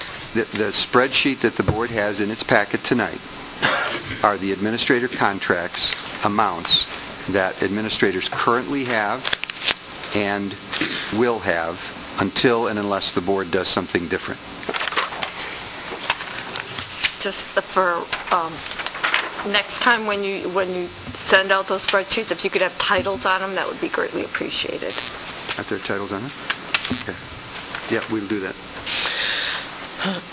Oh, you mean their assignments? No, the titles of what year this is. Oh, yeah. Yeah, because there was 2 copies, and I just didn't know if one was... Even though you're saying the dollar amounts are the same, they don't have a year, but there's 2 copies. So, but I just want to clarify, so if you had any other questions on that, so thank you. Any other questions on the superintendent's report? Okay, then we are on to the consent agenda. On the consent agenda, we have minutes from January 26th, minutes from January 28th, and approval of monthly bills. Move to approve the consent agenda as presented. Second. Any discussion? Roll call vote, please. Ms. Euler? Yes. Ms. Faxon? Yes. Mr. Kokonowski? Yes. Mr. Presley? Yes. Ms. Scott? Yes. Ms. Sherrick? Yes. Ms. Totten? Yes. Ms. Baker? Yes. Mr. Ebel? Yes. Motion carries 9-0. Thank you. All right, business services is next. And the first thing we have is a report from our chair, Trish Baker. Well, I would love to give a great report, but really, all you have to do is look at the next 3 items, because that's what we did. And I would say that I was very pleased when I read the items that we recommended to come to the full board. We had a number of questions. For example, on the fee schedule, Mr. Presley very thoughtfully asked, do you need to have headsets? Do you need to buy headsets if you're for the garage band, if you're enrolling in the garage band, if you have your own much fancier headsets? And so that is answered in there. We had a question about the warranty of the roof and the roof sections that we're talking about about replacing in the next piece. That was asked and answered in here. And then some questions about the van are in here as well. So my report is just look at the next three things and let's vote. We voted to recommend all of them and with those questions, which are now answered in the documents. All right, so the first item is the approval of the 2015-2016 student fees. And I would move to approve the 15-16 student fee schedule as presented. Second. Any comments or questions on that? Roll call vote, please. Mr. Kokonowski. Yes. Mr. Presley. Yes. Ms. Scott. Yes. Ms. Sherrick. Yes. Ms. Totten. Yes. Ms. Baker. Yes. Mr. Ebel. Yes. Ms. Earler. Yes. Ms. Faxon. Yes. Motion carries 9-0. All right, next is the approval of roof sections replacement at Kennedy and Ben Franklin. There are two motions that would be needed for this one. I'll move to approve number one, approve Northern Roofing bid number one for Kennedy Elementary in the amount of $157,605 and Ben Franklin alternate number two in the amount of $22,720. Second. Any questions? All right, roll call vote, please. Mr. Presley. Yes. Ms. Scott. Yes. Ms. Sherrick. Yes. Ms. Totten. Yes. Ms. Baker. Yes. Mr. Ebel. Yes. Ms. Earler. Yes. Ms. Faxon. Yes. Mr. Kokonowski. Yes. Motion carries 9-0. And I would move number two to approve commercial roofing bid number two for Ben Franklin in the amount of $108,933. I'll second. Any comments or questions on that? All right, roll call vote, please. Ms. Scott. Yes. Ms. Sherrick. Yes. Ms. Totten. Yes. Ms. Baker. Yes. Mr. Ebel. Yes. Ms. Earler. Yes. Ms. Faxon. Yes. Mr. Kokonowski. Yes. Mr. Presley. Yes. Motion carries 9-0. All right, number four, a work van 225 replacement. And I'll move to accept the bid from Brickners of Wausau for the Ram ProMaster van with trade-in for a net cost of approximately $17,675, pending value of trade-in vehicles. Second. Any comments or questions on that? I mean, for the public, if someone can kind of go through this, if Tom wants to kind of go through this of why we're doing this and, because not everybody gets our packet. So we're just spending this money like there's nothing. So if Tom, you can kind of go through unless you want to, Trish. You know what? We're talking vehicles. I'll let Dr. Owens. I'll ask John to come up too. He's more familiar with the details of this than I, but why don't you go ahead and start, Don? Each of our maintenance people has a van that they use to drive around the district and bring their tools and repair parts and materials with them. We have a 20-year rotation on those vans. We maintain them, we do body work on them, but over time, particularly 255, the floors start giving out on them, and it's not even cost-effective to repair them anymore. So it's time to replace this one. So like I said, every 20 years we replace, every van lasts 20 years. Yep. We do it all in one shot. We don't do it unless one breaks down, I would assume, right? Oh, if they break down, we repair them. But next year we'll be replacing another one. Can I ask, how many are there total, do you know? I believe we have, total vehicles, I think we have 16. But the work vans, each work person has one, so that'd be about 6 vans, I believe. Roughly one a year, every other year, every 3 years? Yeah, I mean, I'm not sure when each one was purchased. We've got a log, when they were all bought, and we know when they're starting to really fall apart. We do good maintenance on them. We cushion the seats, do all sorts of different things to keep them going, but Tom told us in one of the vans there was a spot where you could look down and see the road as you were driving from the inside of the van. Well, there is Had a car like that. We've got some rough ones, but yeah, they hold up very well. I mean, we take good care of them. I think that's time, though. Yeah. Thank you. Thank you. Any other questions? Thanks, you guys. All right, we have a motion and a second.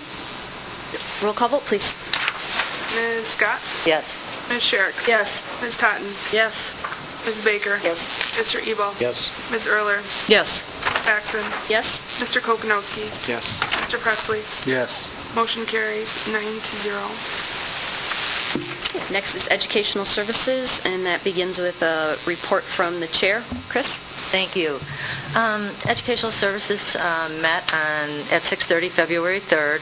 The three major items on our agenda: Project Lead the Way Agreement, which is the next item on our agenda, the Technology Professional Development Plan, and the Badger 3.8 Smarter Balanced, the assessment. It does have a new nickname, the B38. I kind of like it because it's easy to remember.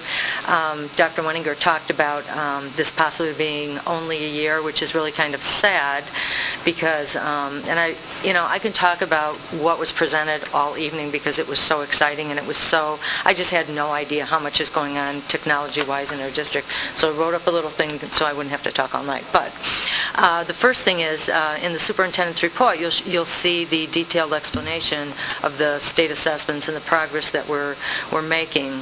The test is delivered differently than the WKCE. This will be on computers, and the students and the staff both have a lot of training, and that is an ongoing thing that's going on. They'll be piloting, they'll be testing, and taking pre-tests to see, how the flow goes and that. There's a tremendous amount of work being done. I just can't believe how many people are involved in doing all of this technology with the staff and our kids, and it's so appreciated. The item that's on the agenda for the Project Lead the Way, this is a new agreement, and what this agreement will do, as we want to add classes, we won't have to sign an additional agreement every time we want to add a class. It's kind of an umbrella that they put together for us. The details that are involved in the agreement were in the packet, so I think it'll make it a lot easier. Those classes are amazing. I talked to some of the people from Milwaukee School of Engineering at the convention, and they said they are just booming. School districts are just clamoring to have more and more classes. I think it's a real gem for our district to have those. Item 3, Brian Casey and some of our technology specialists presented an update on the progress made for the district technology plan. I've always known that whatever needs happen in our schools, that no matter what's going on, our staff will find a way to make it happen. Whether they have to move to a different area or whether they don't have the equipment, they will find a way to make things successful for our students. And this group is doing exactly that. They have over 2,000 added devices already. This is, these kids, some of them, kindergarten, first grade, have not had this type of training, but they will now. And it's just very exciting. The focus has been for the professional development and the 4, I always forget what they call them, but they're the technology integration specialists. They and the staff and the administration, they're doing an amazing job. We have Chromebooks, laptops, tablets for our students, but the focus of the professional development has been teaching about the devices, but also use those devices in learning and in educating, which is so important. And I think anyone who saw the presentation at the convention about the possibilities for these devices, you understand how it is. The professional development training is happening everywhere, and usually when someone comes to present something new like that, I always ask, what's working well and what are you concerned about, or what isn't working as well as you had hoped for.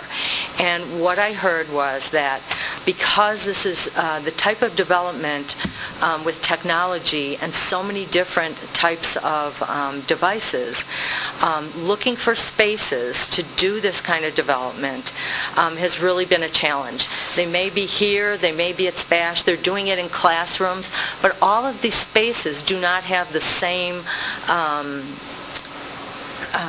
technology, access, and so it's really been a challenge for them.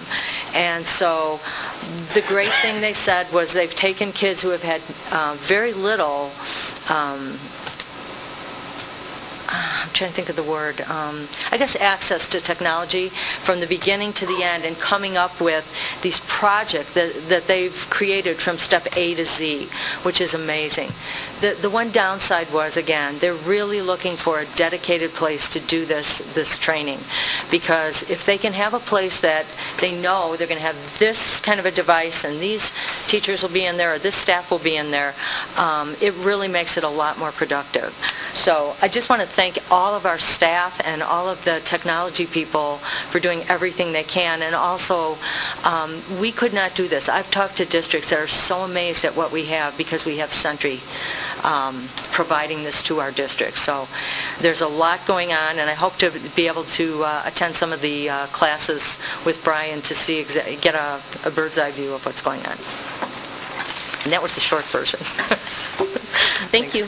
All right, we have a Project Lead the Way agreement, which is in your packet. The whole agreement is in there. And we need, is someone going to present that, or are we just going to move forward? Okay. I was just going to move to approve the Project Lead the Way agreement. I'll second. Any questions or comments on that? I had one question. Sure. Is this agreement essentially identical to the agreement that's been signed previously? Pretty much, except for the fact that Chris mentioned it allows us to add courses. Okay. One of the differences from a previous agreement, though, when schools or districts begin Project Lead the Way, there's a foundation that often provides seed money to get teachers trained, and then that gradually falls off as districts develop the Project Lead the Way program. So other than those two things, Trish, it's pretty much the same. That was my next question.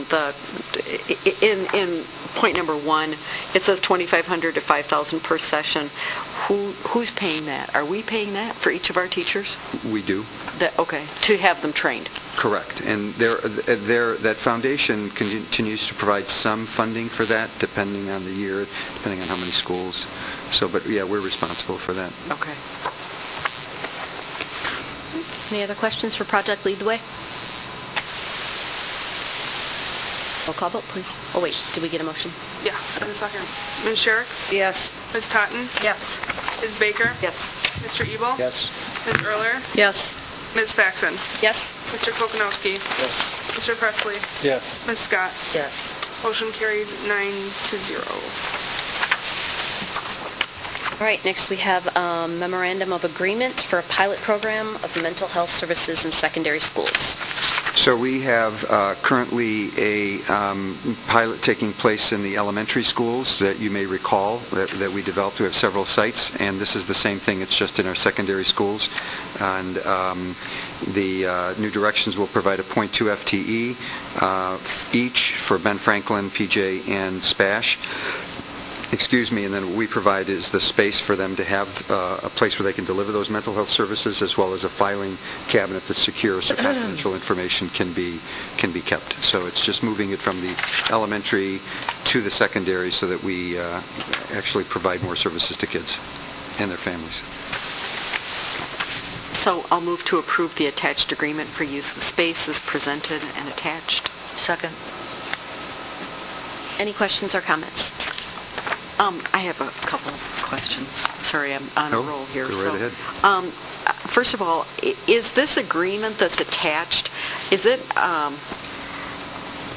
the same as the agreement that we have with Children's Hospital or I want to call it Children's Service Society, that's what it used to be called, but I know that we have an MOU with Children's Hospital for the elementary schools. Yeah, I would say that it isn't word for word the same, but I think the concepts are the same.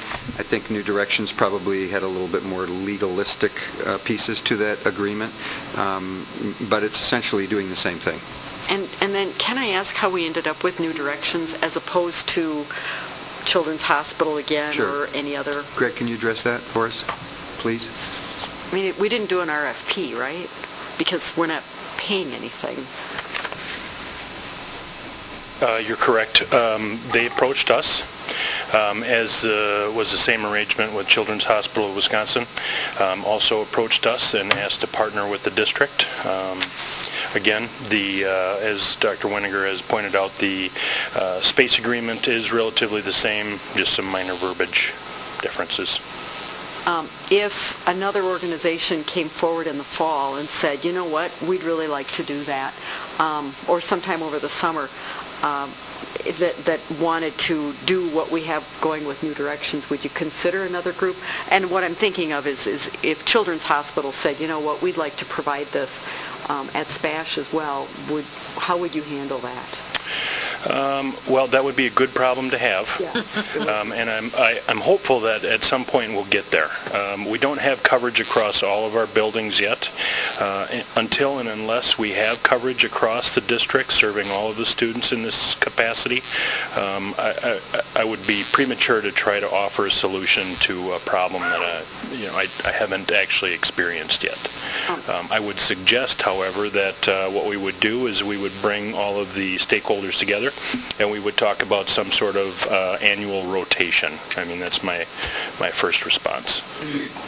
In the interest of full disclosure, I sat on the United Way Health Investment team that heard the presentation from Children's Hospital to present this going into the schools. And I think when we did the MOU, I think I might have recused myself. I can't remember, or abstained. I can't remember. But that's just what I'm wondering is that because it obviously has worked for New Directions. It's obviously been something that another counseling agency saw as attractive. And my thinking is if two stakes in a row might make a fence, 3 definitely make a fence, and so I'm thinking that another one might be coming along. That's all.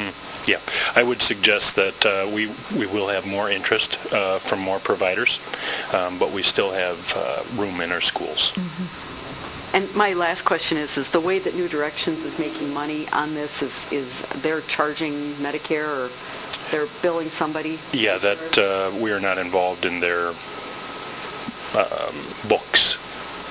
Okay. So. But they're not doing it for free. We are not contracting with them. Right. I would imagine that they must have some source of income, but I'm not involved in those discussions. I mean, I got to think that they must be billing insurance. We're not involved in any aspect of that. We wanted to stay as far away as we could from that. All right. Our main goal was to get mental health services for our kids and our families. And I think in the elementary schools, we worked with United Way on that. Greg, am I right about that? No, we work just with Children's Hospital of Wisconsin. We have one partner at the elementary, serving 3 schools, same allocation of FTE as the secondary proposal. Right, but I thought United Way had something to do with helping provide those services. I mean, I know what we've done. I thought they were working with Children's Hospital. No, not to my knowledge. We are working on an initiative for next year that will address mental health in our schools, but to my knowledge, they are not involved with the Children's Hospital. And we don't know what either New Directions or Children's Hospital charges, or we don't play a role in that. Okay. What I can tell you, however, is the preliminary data coming from our elementary schools is very positive. Students who had previously missed appointments because of faulty transportation or scheduling problems are now getting in to see their provider, and they are also missing less academic time. So the results thus far are very positive. Thank you. Any other questions? We have to vote on that, right? Yeah, do we have a... Yes. Okay. Roll call vote, please. Ms. Totten? Yes. Ms. Baker? Yes. Mr. Ebel? Yes. Ms. Erler? Yes. Ms. Faxon? Yes. Mr. Kokonowski? Yes. Mr. Presley? Yes. Ms. Scott? Yes. Ms. Sherrick? Yes. Motion carries 9-0.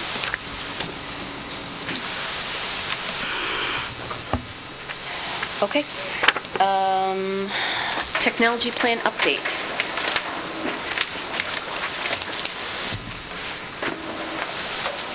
He's going to use this. Oh, okay. Let's go use the screen.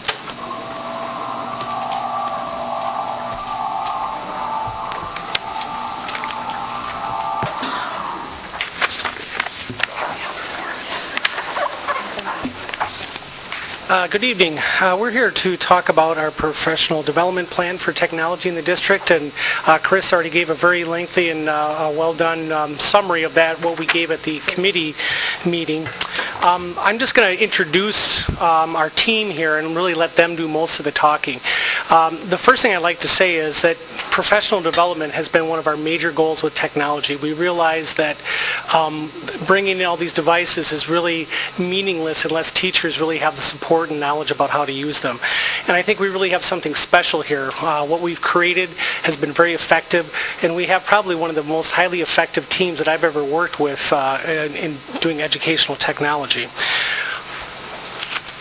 You want to hit the next slide? Thanks.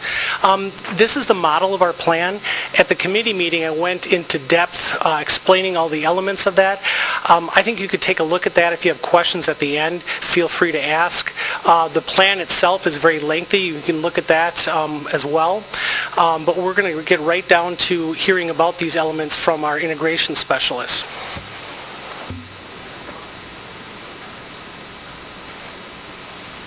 So this semester, we started out with a wide variety of required trainings. These required trainings really went and coincided with many of the new devices that were being rolled out. So for grades 2 through 7, there was Chromebook and laptop training. Our kindergarten and first grade teachers got trained on how to use the Android tablets. Our secondary teachers were required to take a Moodle intro course. And then every teacher, K-12, went through either a Google Basics class that we offered or did an online proficiency test. In addition to those required trainings, we also offered a wide variety of additional trainings on Smartboard, YouTube, Moodle Quiz, Google Docs and Drive, Google Forms, Google Plus, Flipping, Doctopus. There were just a wide variety of different offerings that were made available to teachers. This slide gives you a summary of really what we've been working on since the summer. It shows the number of participants that we've had. The column for the required trainings can be a little bit misleading. It may appear as though there were only 4 required trainings, but those required trainings happened multiple times throughout the course of that particular month that's listed. And then in addition, we also offered optional trainings. Much of our focus in July and August was really kicking off our professional development opportunities, and so we offered both required trainings and optional trainings. But as we got into the fall, we really focused on completing those required trainings, and now that we're into second semester, you'll see that those required trainings, we've transitioned into more of the optional trainings.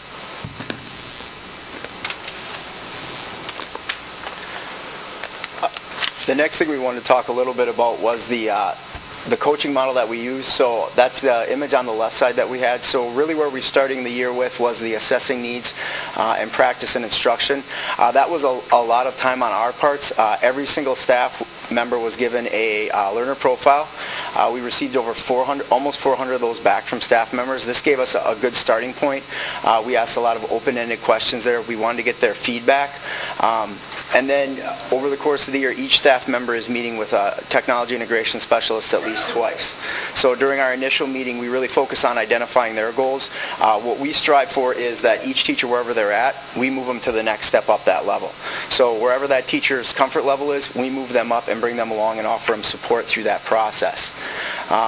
Now, as the years progress, we've started to shift more into the embedded coaching piece. That's my favorite part, because now I get to be back in the classroom.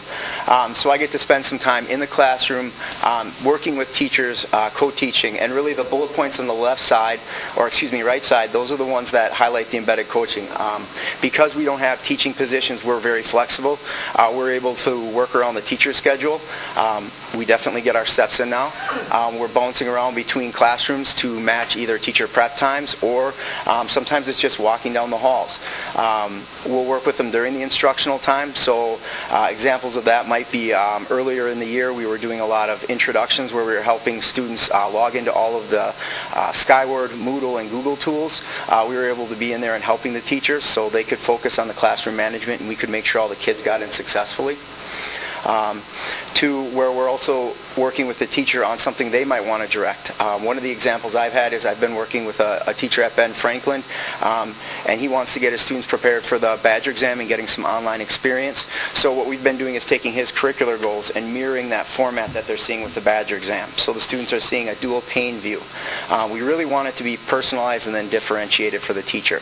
And that's where our support comes in. And the last piece, that's where we want to have that reflection process and revision. And we're there to help the teachers because having been in the classroom a long time, you get it just about ready to go, but then you've got to move on to that next unit. And we can be there to offer up that support for the teacher to finalize that project and then take that project and share that out. Because we really would like to see that culture of collaboration where our teachers are sharing with one another.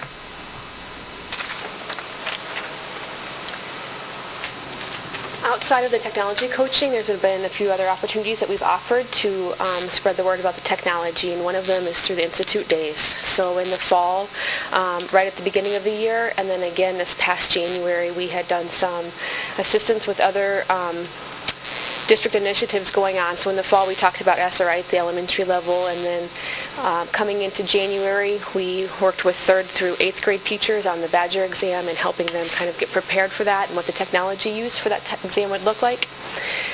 Also during these Institute Days, we've been able to offer other trainings such as being able to provide EAs with Google Basic training if they wanted to attend, Google Forms, YouTube, just a variety of things that we've seen to want a request of as we've gone along. Another way that we've, the Wisconsin Technology Initiative is something that was started in 2010 by a couple out of Wauwatosa who donated $175 million to fund K-12 schools in Wisconsin and to really get them to start thinking about technology and really how that changes the mindset in a classroom. So this past year, in November, we were fortunate enough to be able to host a WTI conference, which is a statewide conference. It is actually free for anyone to attend, and it's all about technology in the classroom. So we had about 300 people come from all over the state to SPASH to visit with us on a Saturday, so that was nice. With the technology initiative, they also offer grants, and so our district has been very fortunate the past 3 years to be part of those grants. 2012, we were able to get 5 smart boards, which in turn asked 5 of our elementary teachers to commit several hours, I believe 30 plus hours on professional development and learning how to really utilize this equipment in the classroom well. Last year, we were able to get a grant for telepresence units, and that was with partnership with UWSP, so we're in the process right now this school year is getting them used and trying them out and practicing with them. And then we also, just recently were informed that we got a Smart Board grant for next year, so we're in the application process for teachers to start applying, and we'll be selecting those teachers here shortly, and then they'll go through the 30 plus hours of training as well. One other way that we have been working with teachers in the district is, I need the next slide, sorry, I can't remember what it was,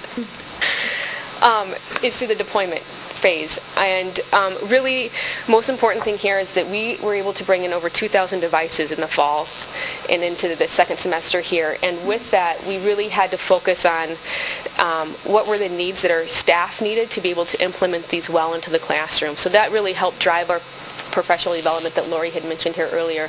And it's helped us, as Jeff mentioned, with our technology coaching. But we can't ignore it because it's a lot of devices, and it has helped tremendously. So. Hi everyone, I'm Liz Steele. I'm the Technology Integration Specialist for SPASH and Charles Fernandez. This year our TIS group worked with case technology assessment data, which is new this year to our district, and it was really exciting for us to have it because it is research-based and it's aligned to our district technology standards. So when we look at the data, we can see areas of growth or areas for growth and areas of strength for those things that are specific to technology goals that our students and staff should have. Go ahead. So at the beginning of the year, after we dove into the data and took a look at it, our group came up with these 3 key areas of focus on what we should be working on. The first is digital assessment. Timely feedback is really important to student achievement, and digital assessment provides a great opportunity for that because of its capacity for immediate feedback, as well as improving or increasing the quantity and sometimes, if done correctly, the quality of the feedback. Also, with new state and national digital assessments coming our way, frequent digital assessment in the classroom helps students prepare for that. Our second goal was digital citizenship. So, of course, students should be able to use technology responsibly and ethically and safely, but also a good digital citizen should know how to use the tools available to them today to have a positive influence online and be empowered and an active participant in online tools and social networking.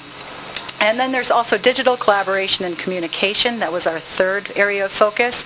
And this is really all about teamwork. So we want to inspire digital age workflow and decision making so that students not only use these digital tools to impact their own learning, but also contribute to the learning of others. So what are we doing second semester? We had those 3 goals for first semester, but we also continued on with those for this second semester. In addition to our embedded coaching that we're going to continue to offer throughout the semester and offering our trainings at every professional development day in the district, we also are now offering monthly workshops that change from month to month, and we offer them weekly. And they're all focused on our PD goals, and they'll change every single month. Also, we're currently working with UWSP to create educational technology courses for grad credit that are for our district staff, but they're also taught by our district staff, so TIS and Dr. Casey. We're also preparing our students for online testing. So we're working closely with teachers to create and replicate certain assessment activities that they would see on the K-8 Badger exam or on the ACT Aspire, so that students can have access to that and practice with that prior to taking the test. And also, we're looking at other district initiatives as well and district goals. So one in particular is increasing the online learning opportunities for students in our district. So we are going to be offering WVS online teacher training later this semester. Dana Breed, the online learning coordinator at SPASH for the Online Learning Center, has really grown the program, and now more and more of our own district teachers are teaching online courses. But before they teach an online course with us, they do have to take a orientation. And so WVS did train Dana and I, so now we can provide that training to our own staff in-house. So that's our plans for the second semester. So as you can tell, we've had a lot that we've been doing this semester in terms of professional development, but really we face a rather big challenge, and that is our location. This summer we held some of our trainings at PJ's. We held some of them at Jackson. We hold some of them currently over at PJ's. But really what happens, if you look at this table, is we need to go in and consider what is the availability of each building, what is the level of access that we have. Is it available at any time? Do we need to get permission? Is it only during certain hours? Another thing that has played more of a role than I would have envisioned is what is the available equipment in each of those different locations. And that's led to some pretty interesting scurrying around trying to go and secure the right number of devices, the right kind of presentation equipment, so on, to be able to go and deliver some of the different trainings. Many of the trainings that we do, we even are running with dual screen, and so to be able to go and have that, you can't just go anywhere to be able to go and have that happen. And then the table also goes and shows the months when we were able to go and use these different facilities.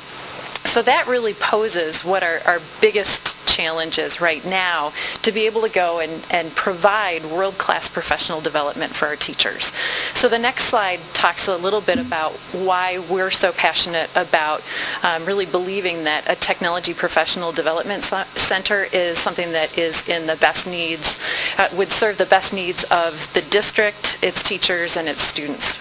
We need a dedicated space for training that's reliable and dependable, and that we know that we can go and conduct high-quality professional development in this particular area. When we look at the course of this school year, we anticipate that we will be holding approximately 120 professional development sessions. So to be able to go and coordinate and schedule and plan that number of trainings is a pretty complex process. We also are hoping that with having a professional development center, there would be a place where we could go and bring larger groups in.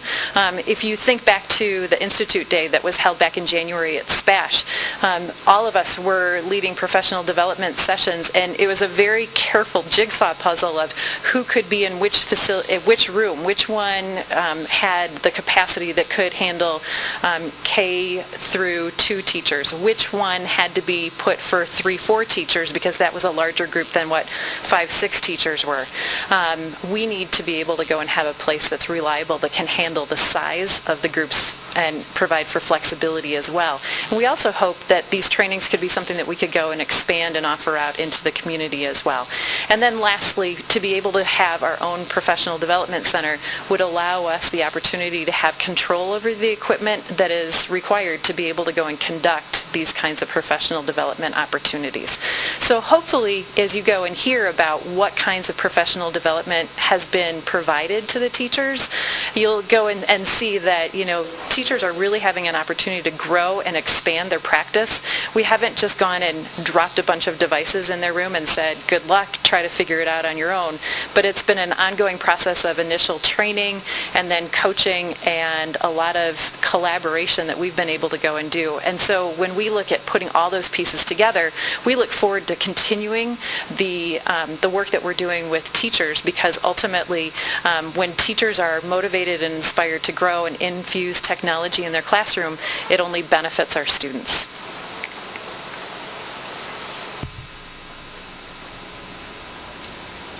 That's the end of our presentation. I guess in conclusion, I'd like to say I'm extremely proud of these guys. I don't know if they all introduced themselves. I know we have Lori Hansen, who works with the elementary schools, and Jeff Milsna, who works in our junior high schools, and October Penner, who also works in another 4.5 of the elementary schools. And they have been a fantastic addition to our team.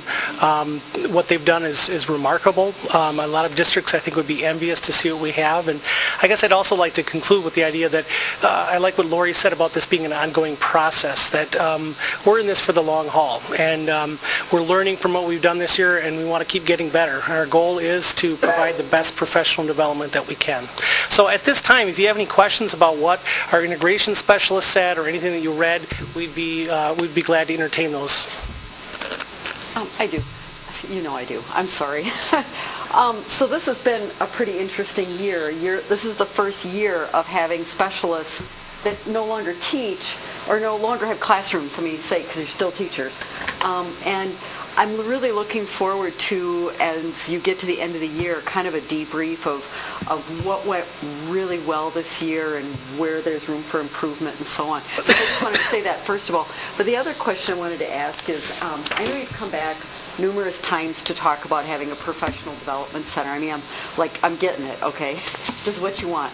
But I'd really like to know this model that Stevens Point has adopted of having the 4 specialists and a professional development center and so on. I'd really like to know what some of the other districts are doing, and I'd like to know, are we the same as other districts? Are we ahead of the curve? Are we behind the curve? And I'd like to know, what is Wausau doing? What is DC Everest doing? What is Marshfield doing in comparison? Because I think that would be really helpful for us to be able to say, yeah, you know what? All the districts around us, they have a dedicated space for technology, and we don't. This is really something we need to have.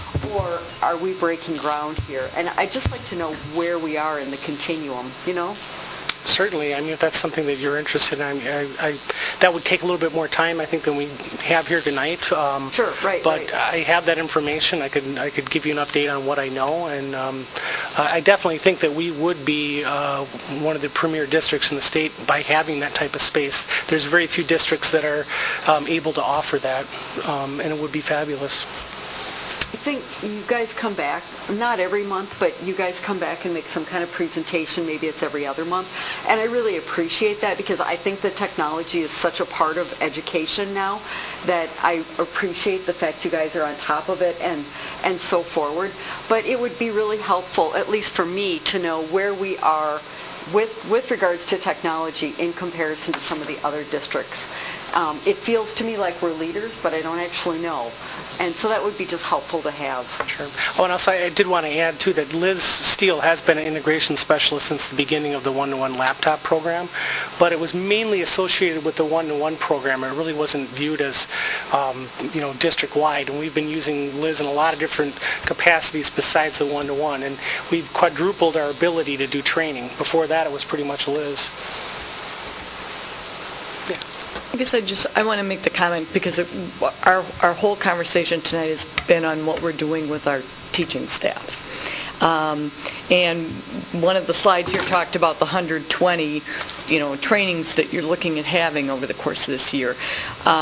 My assumption is that we as a district are looking to, when we can, to go beyond our teaching staff, to start working with our educational assistants, to begin working with food service, to begin working with transportation, to be really helping all of our districts take advantage of the opportunities the technology is providing us. So I guess I just think of the Field of Dreams movie, and I'm not saying we're building anything, but when you create something, demand arrives. And so, as we look to the excitement of maybe being able to provide support and help and training for our families, for our parents, for our community, we also, I think, have a long way to go as a district to be able to provide that technological support to the extent that we want to all of our employees, and possibly to our students. I mean, in a different fashion than we have, and in other arenas than classroom or our libraries. So I applaud what you're doing, and I just think you've made incredible strides in this short year, and I just see you're like at the beginning of the funnel, and it's just going to go like that. So. Yep. Yeah, and Meg, that's exactly what I was going to say. I started to think, and I don't know, I guess I think of myself and all of the people here who work with kids and their families and that as caretakers. And I think once I heard the presentation, that was my immediate thought, wow, what if the educational services, people, and the transportation and food service and and the bus, all of the people, imagine how that takes off. And then that kids today, they're probably better at doing this than we are. They could be part of the solution also in training. So I think it's just phenomenal. I don't know about other districts. I think that would be a good thing to know. But if we are above others and moving forward and moving ahead, let's be the star. Let's be the, I can remember a number of times at convention or at workshops, districts were like, you're doing that? You're doing that? I mean, a lot of the smaller districts and that, so I think it's a good thing to know. And thank you, everyone. You do a great job. And I do appreciate you guys coming back so frequently to give us updates. I think that's really helpful, really educational. Any other questions for the team? All right. Thank you. Thank you.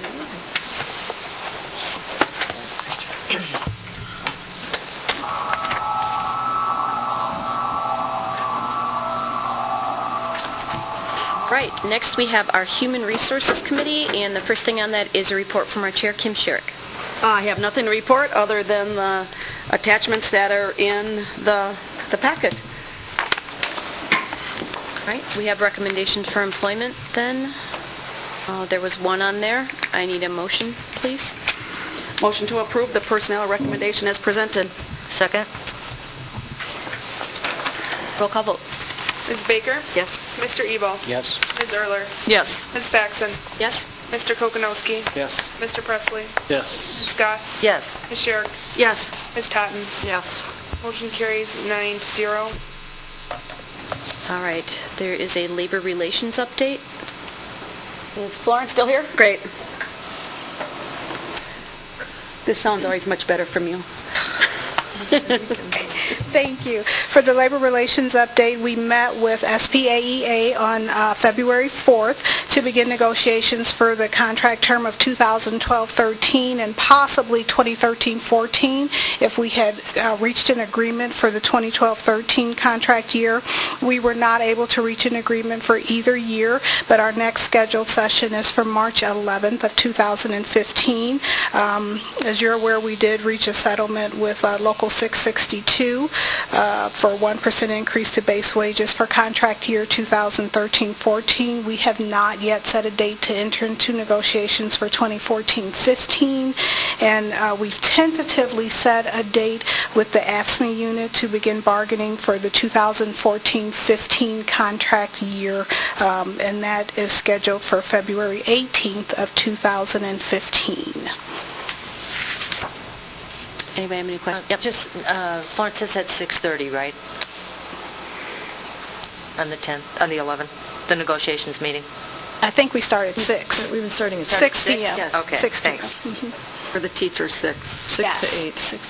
Trish? I have a question, but this may not be able to be answered in open session, in which case, if that's the case, just say, you know what, we'll talk about it in closed session, because I think something with regards to negotiation is set for closed.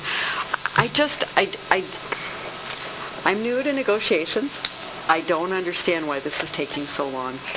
It's like every month, nothing is happening, and I got to tell you, I'm sure you guys are getting the phone calls too. I keep getting phone calls from teachers.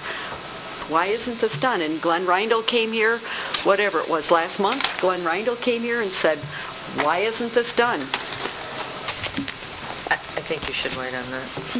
We can't talk about it more specifically in closed session, but it is negotiations. It's a process. It's not, okay, we go in and say, okay, we're done, let's go. It's a process. So, and we can talk about the specifics in closed session. Okay. Thank you. That's what I figured was the answer. Be clear. Thanks, Florence. I did have a question that came up since we met last Monday. I received an email about the AFSCME. I know we made their back pay, or at least their first back pay. Did all the retirees get their back pay? I hear there's... To my knowledge, yes. I can double check with our payroll person to see if there's anyone still outstanding. There were a few that we had missed, and the unit contacted us and said, you forgot these people, and those people we have processed it for. So if there's others, once we're made aware of it, we can definitely make them whole. And that's what I told them to contact you or their representative, because I don't have the list. Great. So, okay. Thank you. Thank you. Okay. Thank you. You're want next. me to go with the next? Okay. I wanted to make sure. Next on the agenda is the 2015-2017 administrator contracts. So those that are expiring at the end of this school year, those are the ones that you have that are up for renewal. And you see it's the majority of our administrator contracts that we have. Though the term will again start July 1st of 2015 and go through to June 30th of 2017. You have a list of the names, the salaries, and the positions, as well as the buildings where each will be working, and the contract type of each administrator for approval tonight. And so what we are asking is for a motion to approve the administrator contracts as presented. If I can just add one clarification. Earlier in the meeting, we talked a little bit about these spreadsheets. I think it was just inadvertently copied twice. They're identical. I didn't think we had. They're I thought maybe. Yeah. When you said that, Lisa, I looked at them and I thought, it's identical. So, exactly. Yeah, so they're just copied twice. So I'd like to make a motion to approve the individual administrator contracts for the two-year contract term, July 1st, 2015 through June 30th, 2017, as presented. Second. Thank you. All right, questions or comments? Kim?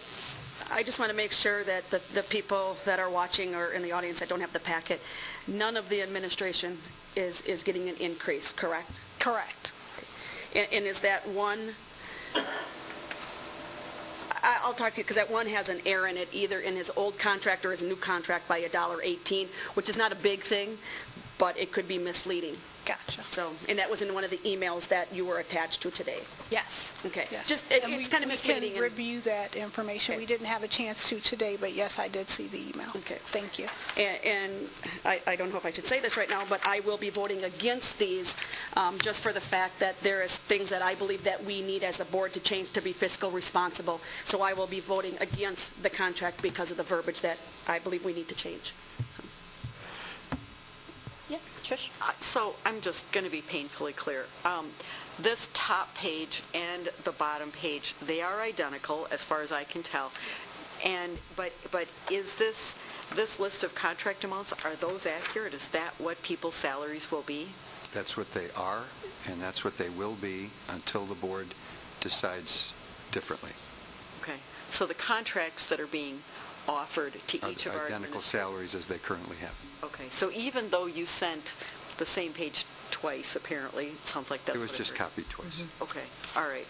Great. Thank You can just put a big X through one of them and say the other one is the This one that is- applies. Okay. Very good. And Thank you you. can give me one of them, then I'll have one and you'll have it. There you go. Thank you very much. Jeff's got a question. And I'm sorry, just to be very clear, the salary amounts listed on there are accurate. So there is no discrepancy Jan, between the one individual at $1.18. That is the accurate number right there. Okay. I'll show you where I got it. Jan may have checked it. I was in training all afternoon. I did see it, but I didn't have a chance to follow up, so. Yeah, because I just don't know who all got that information that I had. So if nothing else, I will just, if I can get one of them off, it's a big pack, so. Jeff? I'd like to make an amendment to this. I unfortunately was not at the meeting where this was discussed. I think some issues have come to light, especially with the governor's budget, that we need flexibility. So my amendment is essentially all the contracts that are listed on this memo, where the words where it talks about the salary will go to its base, add the wording that it says base and/or a stipend. I will second that. Right. Do we have any questions? Discussion. Yeah, I have no idea where you're talking about specifically. Okay. I can discuss it. Yeah. Explain to you. I'm sure a lot of us saw either the newspapers or watched the governor's budget.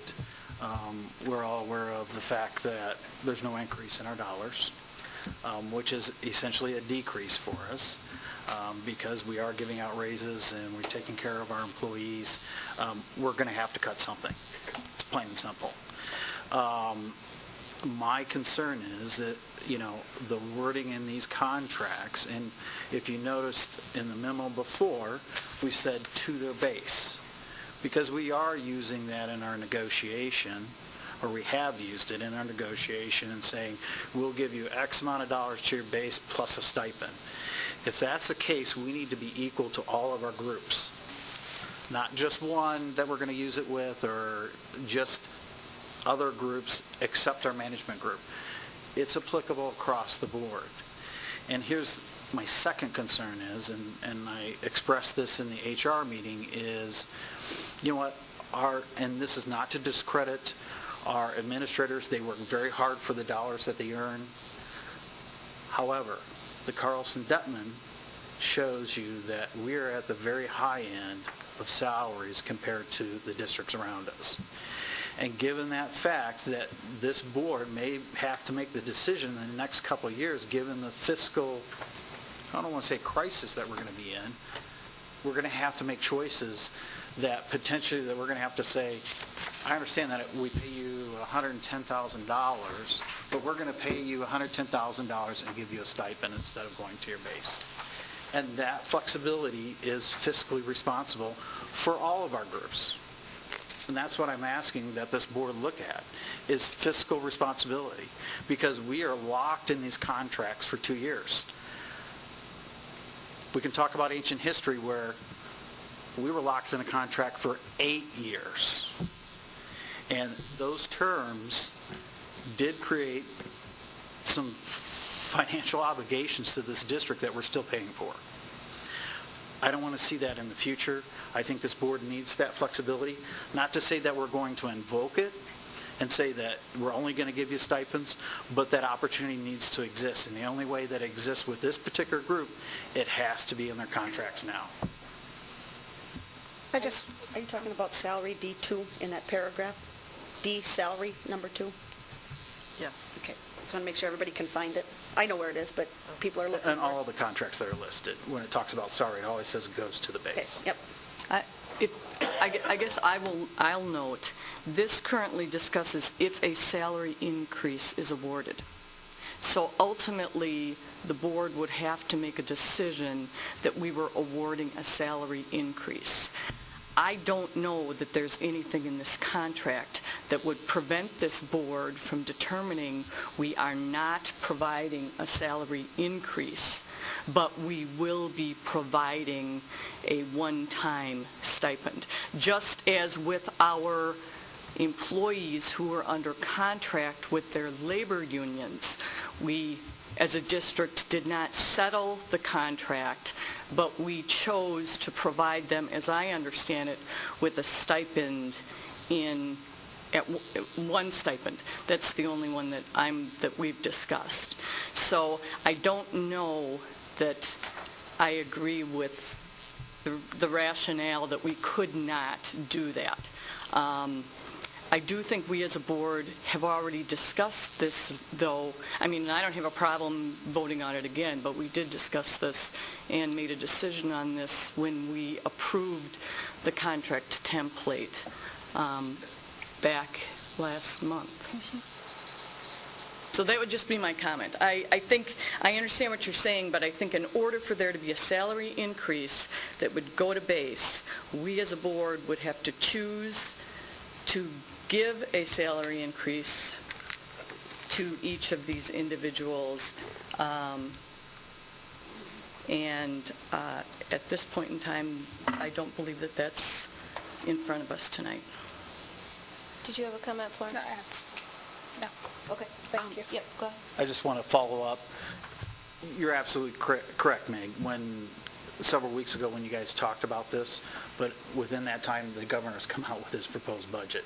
And it is not, I mean, we're talking essentially reductions in funding for us, our district, more voucher program, unlimited potentially, which in this district, we have a private school that draws a large number of our students that potentially, I mean, we're looking at tens of thousands, if not hundreds of thousands of dollars that could affect our budget in one swoop. And that's my concern is I don't want to see us back into the days of, where we made a $7.5 million cut in the district. We need these tools. We need to be smart about our contracts and what we put in those contracts, giving us options, not that we're going to invoke those options, but the options have to be there. Can I ask for just a clarification? So you're saying on D2, in the last line, and the salary shall be added to the administrator's base, what's the specific language that you would... To say it shall be added, where does it say? It shall be a stipend instead of a base? No, the salary shall be added. The salary, where did I say? Hang on. D2. Yeah, okay.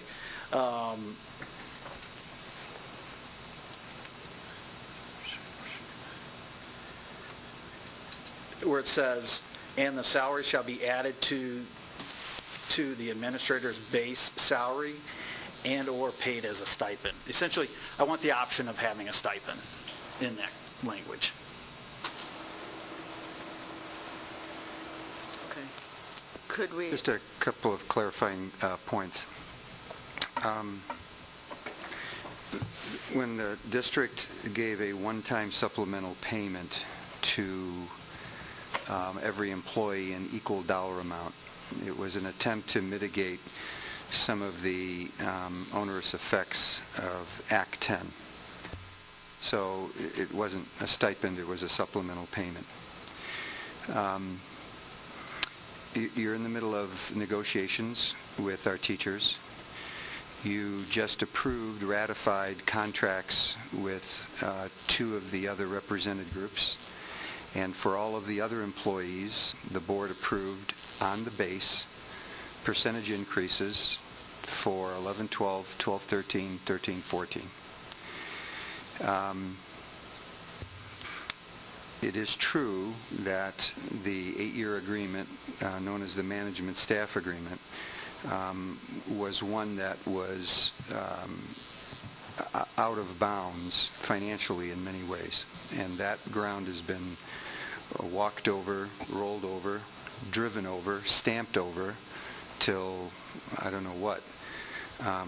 But it's there. It was a part of this district's history. And a board, now 12 years ago, 10 years ago, decided that. The budgetary process in Madison is a process. Whether we lose $150 per student or whether we get back $150 per student, all of that remains to be seen.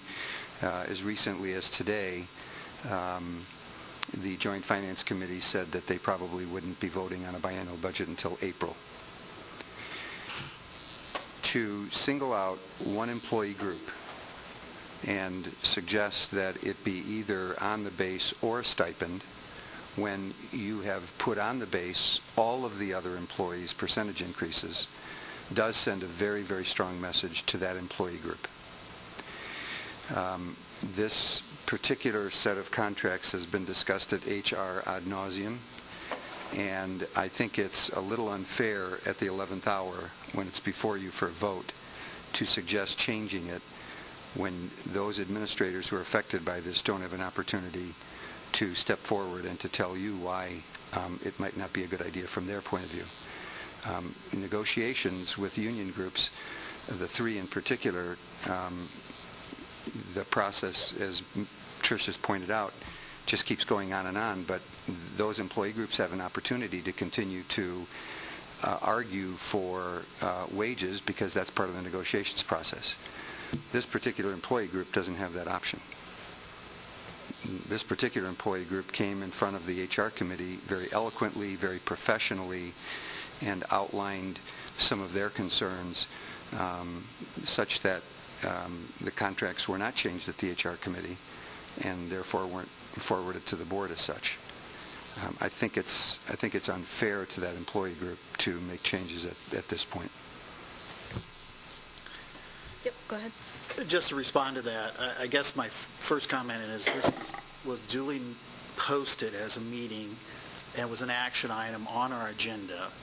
So I take offense to it saying that I'm being unfair as far as to the employee group because it was a duly posted meeting.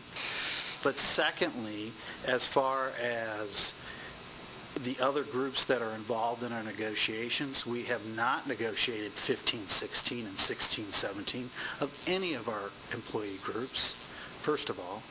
But secondly, those groups do not have contracts that say that any raise goes specifically to your base.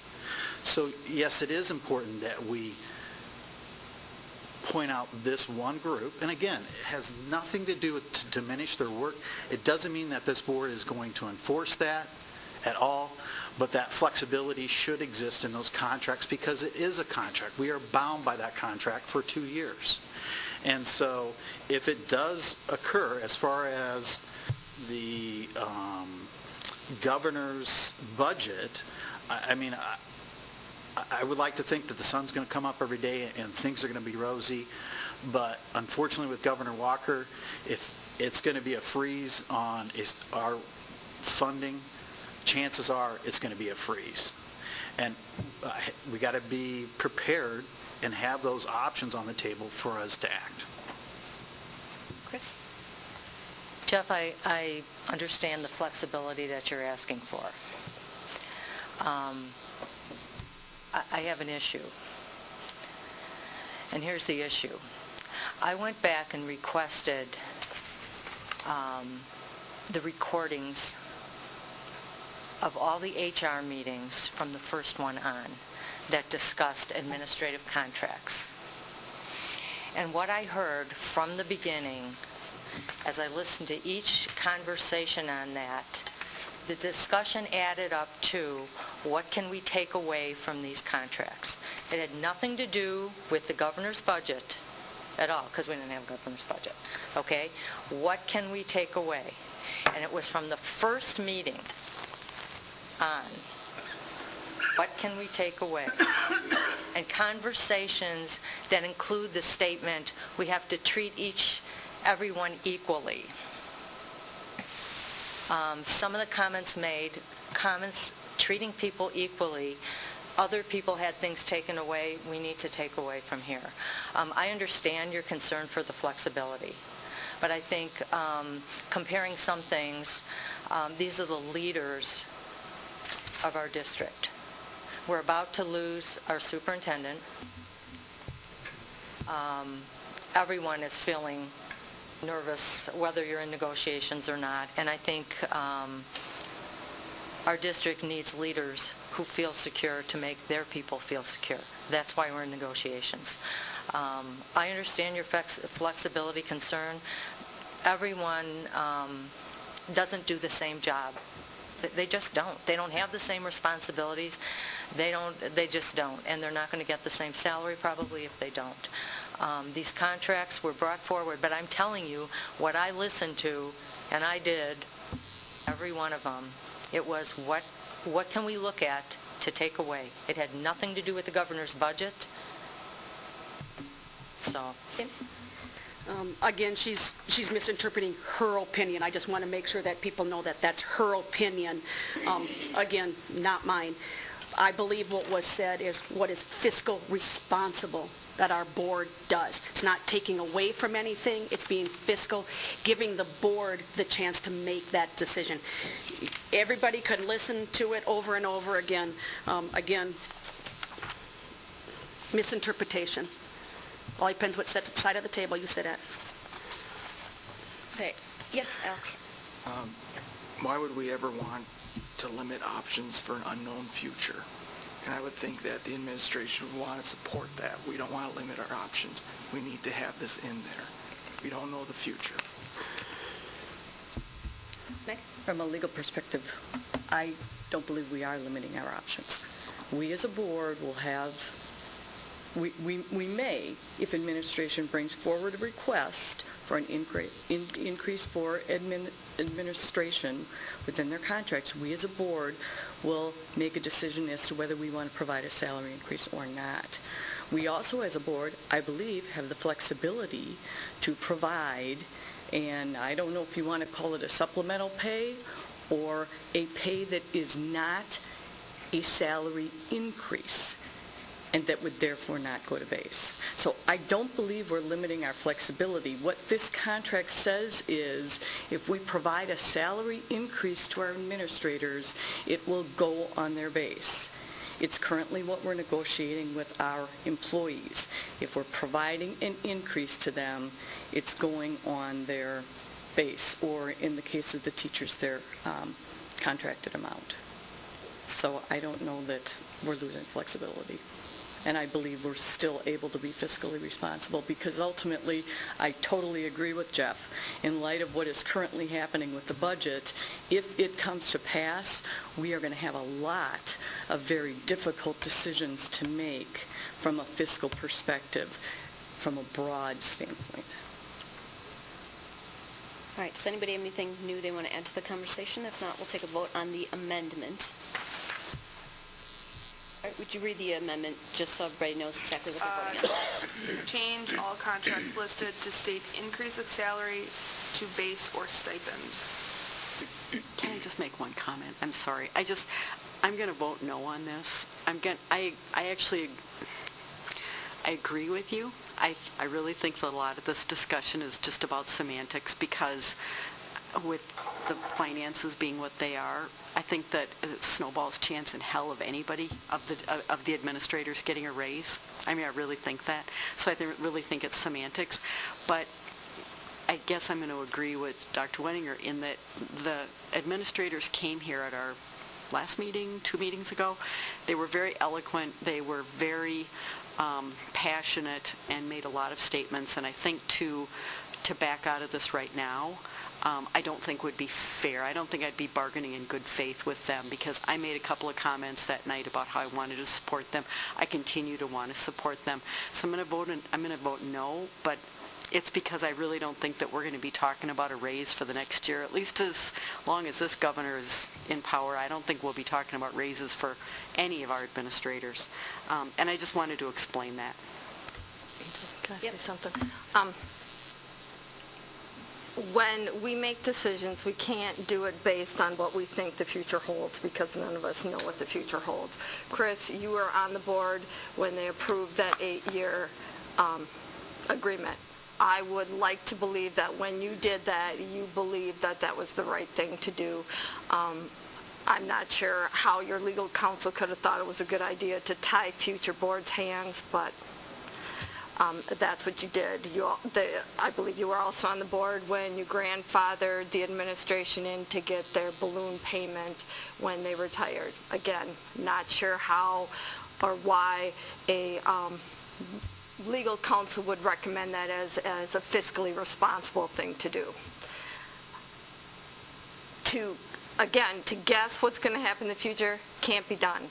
Why we would not want to change this wording blows my mind, because to put that in there when everybody has said the intent isn't that that's what we're going to do, but to give us an option. Why would you want to tie future boards' hands? You've learned from experience, Chris. You signed that 8-year contract. You did the balloon grandfathering. Why would you support doing it again? I will be supporting your motion. It probably won't pass this board, but by not doing it, I'm in concurrence with you that with those board members that it's not fiscally responsible. And I would just say I agree with Meg. I don't think it does tie our hands. And I'm sure you didn't think that the other times either. I will note that it's a 2-year All right, contract. banter needs to end. We're going to do a vote on the amendment. Mr. Kokonowski. Yes. Mr. Presley. Yes. Ms. Scott. No. Ms. Sherrick. Yes. Ms. Totten. Yes.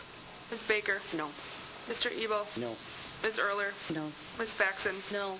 Motion to amend the motion fails 4-5. All right, now we have an original motion, and it had a first and a second. Now do we have a discussion on the original motion?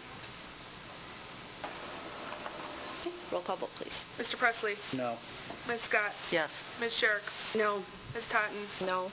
Ms. Baker. Yes. Mr. Ebel. Yes. Ms. Erler. Yes. Ms. Faxon. Yes. Mr. Kokonowski. No. Motion carries 5-4. All right, policy and legislation is next. Thank you, Flo. First thing on there is a report from our committee chair, Meg Erler. And I really have nothing to report, because basically the action we took is what's going to be coming before you. I will note, I guess, that there is one policy that came in front of the committee, and that was referred back to not referred back to administration, but we asked administration to take another look at that and provide some additional guidance and language in light of a number of resources that we received from experts in the area. So that's why that item is not on for tonight. Okay. So if we want, we can move into F2A, which is the Wisconsin Technical Excellence Higher Education Scholarships. This is a new scholarship that's presented through the state. We received information about this very recently, And the reason it's in front of us and the reason it says new temporary is because we have to have a policy passed by the end of February if we want our students to be able to take advantage of this opportunity. And what it is 4 of our students going on in technical education will have the ability to apply for and receive a scholarship. These are new dollars. I believe they're $2,000 a year renewable scholarships. WASB sent us the policy that's in front of us tonight for approval. It's a simplified policy, but provides within it all that is required by the state in terms of a policy that is sufficient under this new scholarship program. We will have the opportunity as a board to take another look at this next year because we do as a district have the ability to provide more specificity or tailor-make it more to our district if we choose to do that. Our staff is currently looking at that and will work with administration to provide us with a recommendation on that. But the reason we've got the temporary one in front of us tonight is we need to pass a policy if we want our students to be able to take advantage of this opportunity this year. And again, staff is working to have all the materials ready so that our students can apply for these scholarships once we pass this policy. So we as a committee adopted the WASB recommended language that they provided to all districts in the state for this purpose. I don't know, Attila, did you have anything else you wanted to say? Well stated. So I would move approval of the Wisconsin Technical Excellence Higher Education Scholarship Policy. Second. Any questions or comments?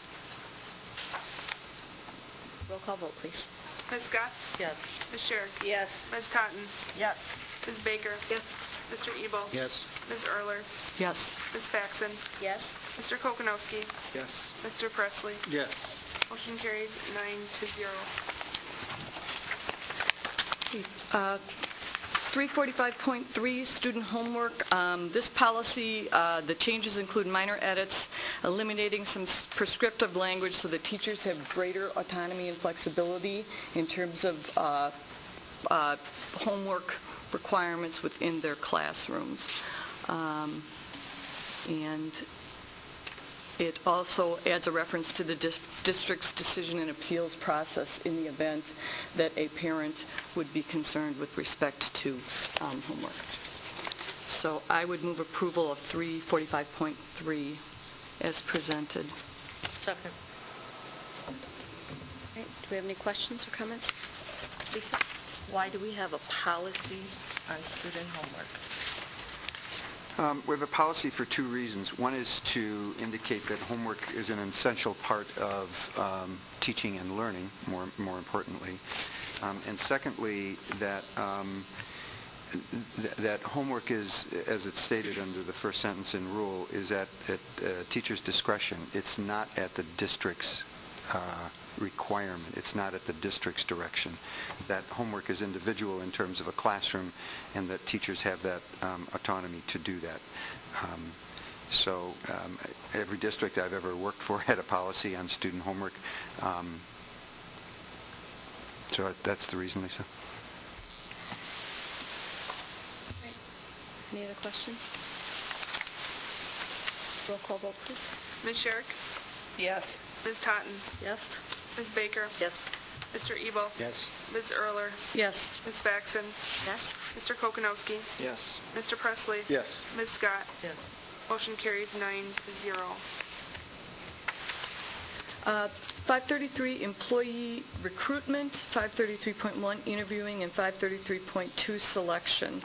I think I'm going to ask Attila to provide a little bit of background on this. So this was generated actually as a result of the conversations and discussions regarding employee transfers. When we looked at that policy, we also then looked at some of the referenced policies in 533 and 33.1 and 2 came up. And so when we reviewed this, it was very, very detailed language that really is not appropriate for a district policy. that, and so we've collapsed 33.1 and 2 into 33 and have one general paragraph that essentially provides for the development, implementation, and oversight of the recruitment and employment of professional and support staff as the responsibilities of the Director of Human Resources.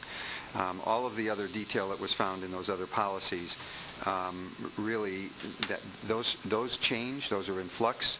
How people interview, why they interview, and all of that sort of thing, that really should be left up to individual situations and employee groups that HR recruits and employs for. The issue that did come up during employee transfers, however, was the posting of vacancies, which is why we left the rule in this policy so that it was very clear to staff exactly how that was going to be done. So that's the rationale, and it's also in line with Meg's consistent theme of policy should be broad and should allow for flexibility in terms of implementation. I think what the committee felt is that the policy is the concept that we want to recruit and employ high-caliber professional, personnel. And there are certain policies with respect to transfers. But again, from a policy perspective, there was a lot of information in this policy that was really administrative. I mean, it was the specific detail by detail of what happens in interviews, what questions you ask and don't ask. I mean, it was very specific to really what we hire the human resource head to do, that they work to create those administrative actions within district-wide to ensure that through that interview recruitment process that we are completing what our policy says, which is we're recruiting and employing high-caliber professional people. Now, high-caliber was the one amendment that Highly skilled. We changed the high caliber to highly skilled because one of the committee members was uncomfortable with the language high caliber. So I guess that's one change that came through committee. With that, I will move approval of 533, and that would incorporate the elimination of 533.1 and 533.2. Second. Was there any staff members involved in creating this? In creating this policy? Yeah, other than administration? Okay.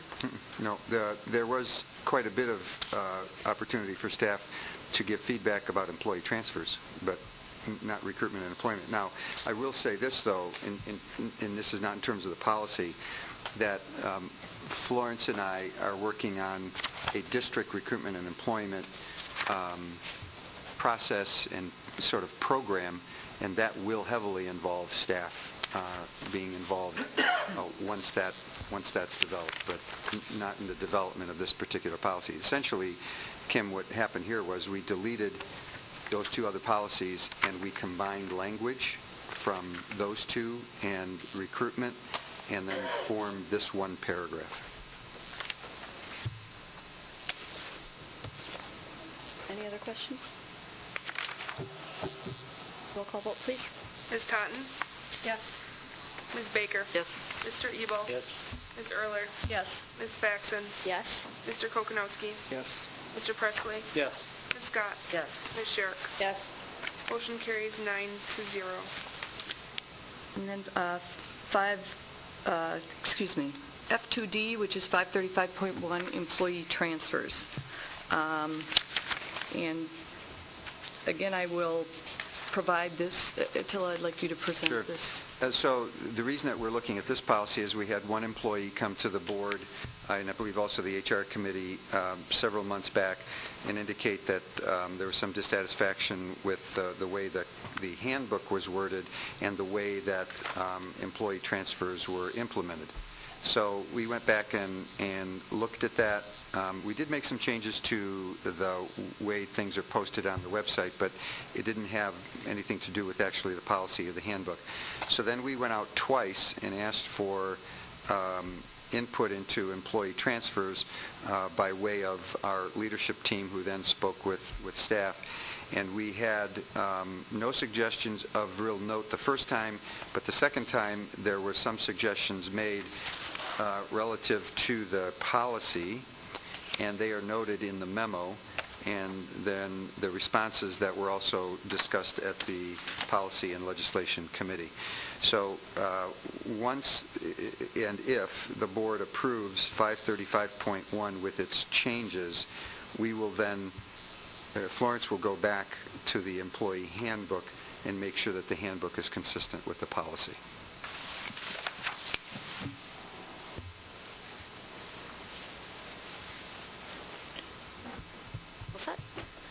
I would have a motion or a second. I will move approval of 535.1. Second. Comments, questions? Ms. Baker? Yes. Mr. Ebel? Yes. Ms. Erler? Yes. Ms. Faxon? Yes. Mr. Kokonowski? Yes. Mr. Presley? Yes. Ms. Scott? Yes. Ms. Sherrick? Yes. Ms. Totten? Yes. Motion carries 9-0. Thank you. Thank you. All right, board request for information procedure. Board request for information procedure. This has been a matter that we've, as a board, discussed a few times in terms of what is it appropriate for board members to request in terms of information, what should the board make a decision for, and then, of course, separate and apart from that is, of course, any board member's right as a resident of the district to have a public open records request. If we're requesting something as a board member, we're doing that in our board capacity. If we're requesting something as an open records request, we're requesting that as an individual. And it's frankly irrelevant whether we're a board member or not. We have all the rights, and we only have the rights that any other member of the, any other resident of our district, or any other individual has. So what I've done is I went out and took a look at what other districts do in terms of this board member requests. And there are several policies that I think really say what it is we've been talking about as a board, at least since I've been on the board.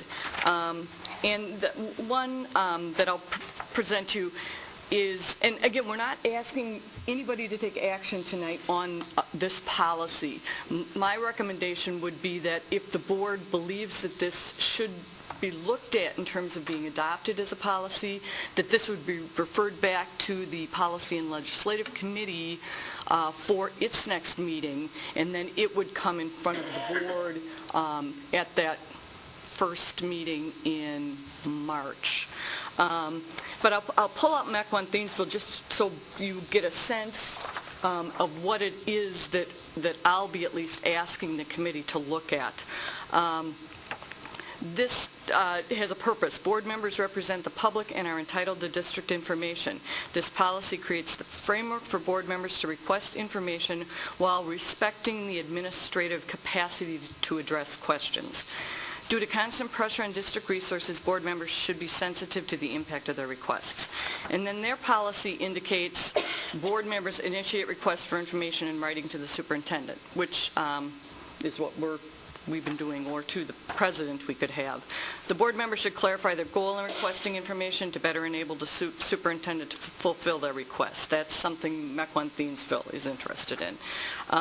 This has a timeline. It says the superintendent shall provide the information within 10 days or provide an alternate period due to resource constraints. 3 is if the superintendent deems a board member's request is likely to consume an inordinate amount of staff time or resources and declines their request, the board member's recourse is to submit the written request to the full board. And requests by individual board members will be met after a majority approval. The policy does not authorize, and it states this policy does not authorize the superintendent to withhold information available under the open meetings or open records laws. That's what the other policies that I've gotten, they basically kind of set out a, the board member makes a request. If it's something that's normal course of business, existing reports or materials or information that administration has or that's easily obtainable by them, of course administration's going to do their best to provide that information to the board. But if the administration believes that it is going to take too much work for them and it's going to infringe on the resources of a district in the way they are not comfortable with, then they have the authority under that policy to bring requests in front of the full board, and then ultimately the full board would decide whether they wanted administration to provide that information. And then all that information would be provided to all board members. And again, it also recognizes that we, as individuals, in the event the board would determine, no, we don't think that the superintendent should be providing that or creating that record and providing it to the board members. Of course, any one of us as an individual would be legally able to request it as an open records request. So again, my recommendation is, if the board so chooses, it's a subject we've been talking about, but I wanted to come to the board and ask if you want us to take a look at it at Policy and Legislative Committee, and that would, if so, we'd do it in March. Thoughts? Chris? I think it's a good idea. I mean, whether we turn it into a policy or not, I think sometimes just having the conversation can bring up ideas and thoughts and, things we should, could, would do. So I think it's worth it. I would agree. It seems like this is something we get stuck on, and it seems also like prior to my being on the board, it seems like it's something that's been addressed again and again, so perhaps you can create a new policy that is helpful in that aspect. So do we need a motion to send it to Policy and Legislation Committee to... We're just going to go in for a consensus unless... Good. Okay. Alex, do you have any thoughts? Jeff? Or Jeff? No? Lisa? Kim? The one thing you need to keep in mind, and I apologize because I didn't realize we were really going to have this conversation. I didn't see any materials with it.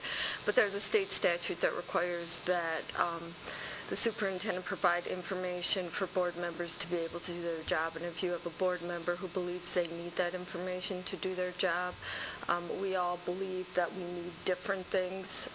Different things are important to us, so you're going to need to keep that into consideration. Ultimately, I'm assuming that the board, if the superintendent indicated that they didn't, that they wanted it to go to the board for the board to make a decision, ultimately the board would make that decision, I think. I'm not sure if I would really check that statute because I'm not sure that when it comes to information, it states that the information has to be provided for you to do your job, and because you all do, we all learn differently, we all understand things differently, we all have different perspectives. I'm just saying you need to... Well, if you want to, maybe you could provide the site for that. And again, if any board members prior to next month, if you have any thoughts or ideas with respect to this, please feel free to forward that to me to take a look at that. So my personal opinion is I don't think a policy needs to be made. Anyone else? Can we close this discussion? All right, thanks.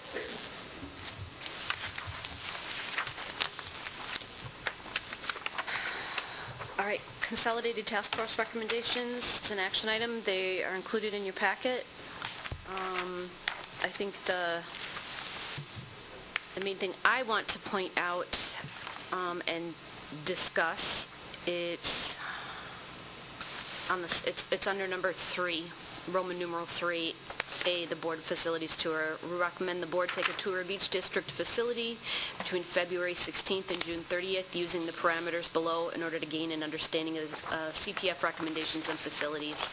I'm sure you've all read the steps that would take. That was a universal idea. We kind of need to physically get into the buildings. We need to see exactly what they're asking us to be voting on, making decisions on. What I need to know, when is the best time of day for people? I mean, we were kind of tossing back and forth early morning because it felt like the most people could try to slither it in before work. And by early morning, I'm talking about 7 to 8.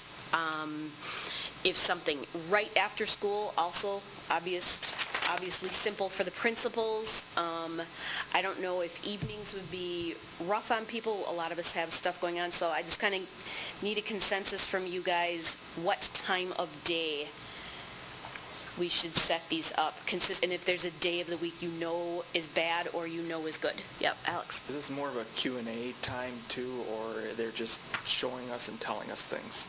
No, it's Q&A. Okay. The one thought I had is some of the recommendations, my sense were related to certain times that cause problems. So for SPASH, it was the cafeteria. That there's that bottleneck time. So I guess that would be the one. And maybe we as board members, as I looked at the recommendations, I just was wondering whether it's like if we're going to go take a look at the transportation department, it would seem to me we'd be best off going right away in the morning. I mean, you'd want to be there at 6 a.m. or 6 to 7 so you could see what happens then. I mean, that's the time when everybody's, now, not that I want us to get in people's way when they're busy, but I think we'd have a better, or I know I'd have a better sense of kind of why is it that you're saying these things are posing issues for this particular school. So there might be some where, I guess if we took a look at them, that what it is that they're requesting us to look at, it might make sense to go at a certain time. Again, assuming that it worked for the majority of us. And my sense is that I'm sure that they're very likely all of us are going to miss one or two of these or more of these because of our other commitments, but I'm sure the schools and the other facilities would be happy to have us come and point it out at a time when it worked for our schedule if we happened to miss that particular tour. I just thought, I'm again a visual person. When I look at that and it gives me the recommendations for the school, if I haven't been in there and seen what it is that they're requesting and have a sense of why, I just don't know that I'm going to make an informed decision when it comes to actually voting. Else? I think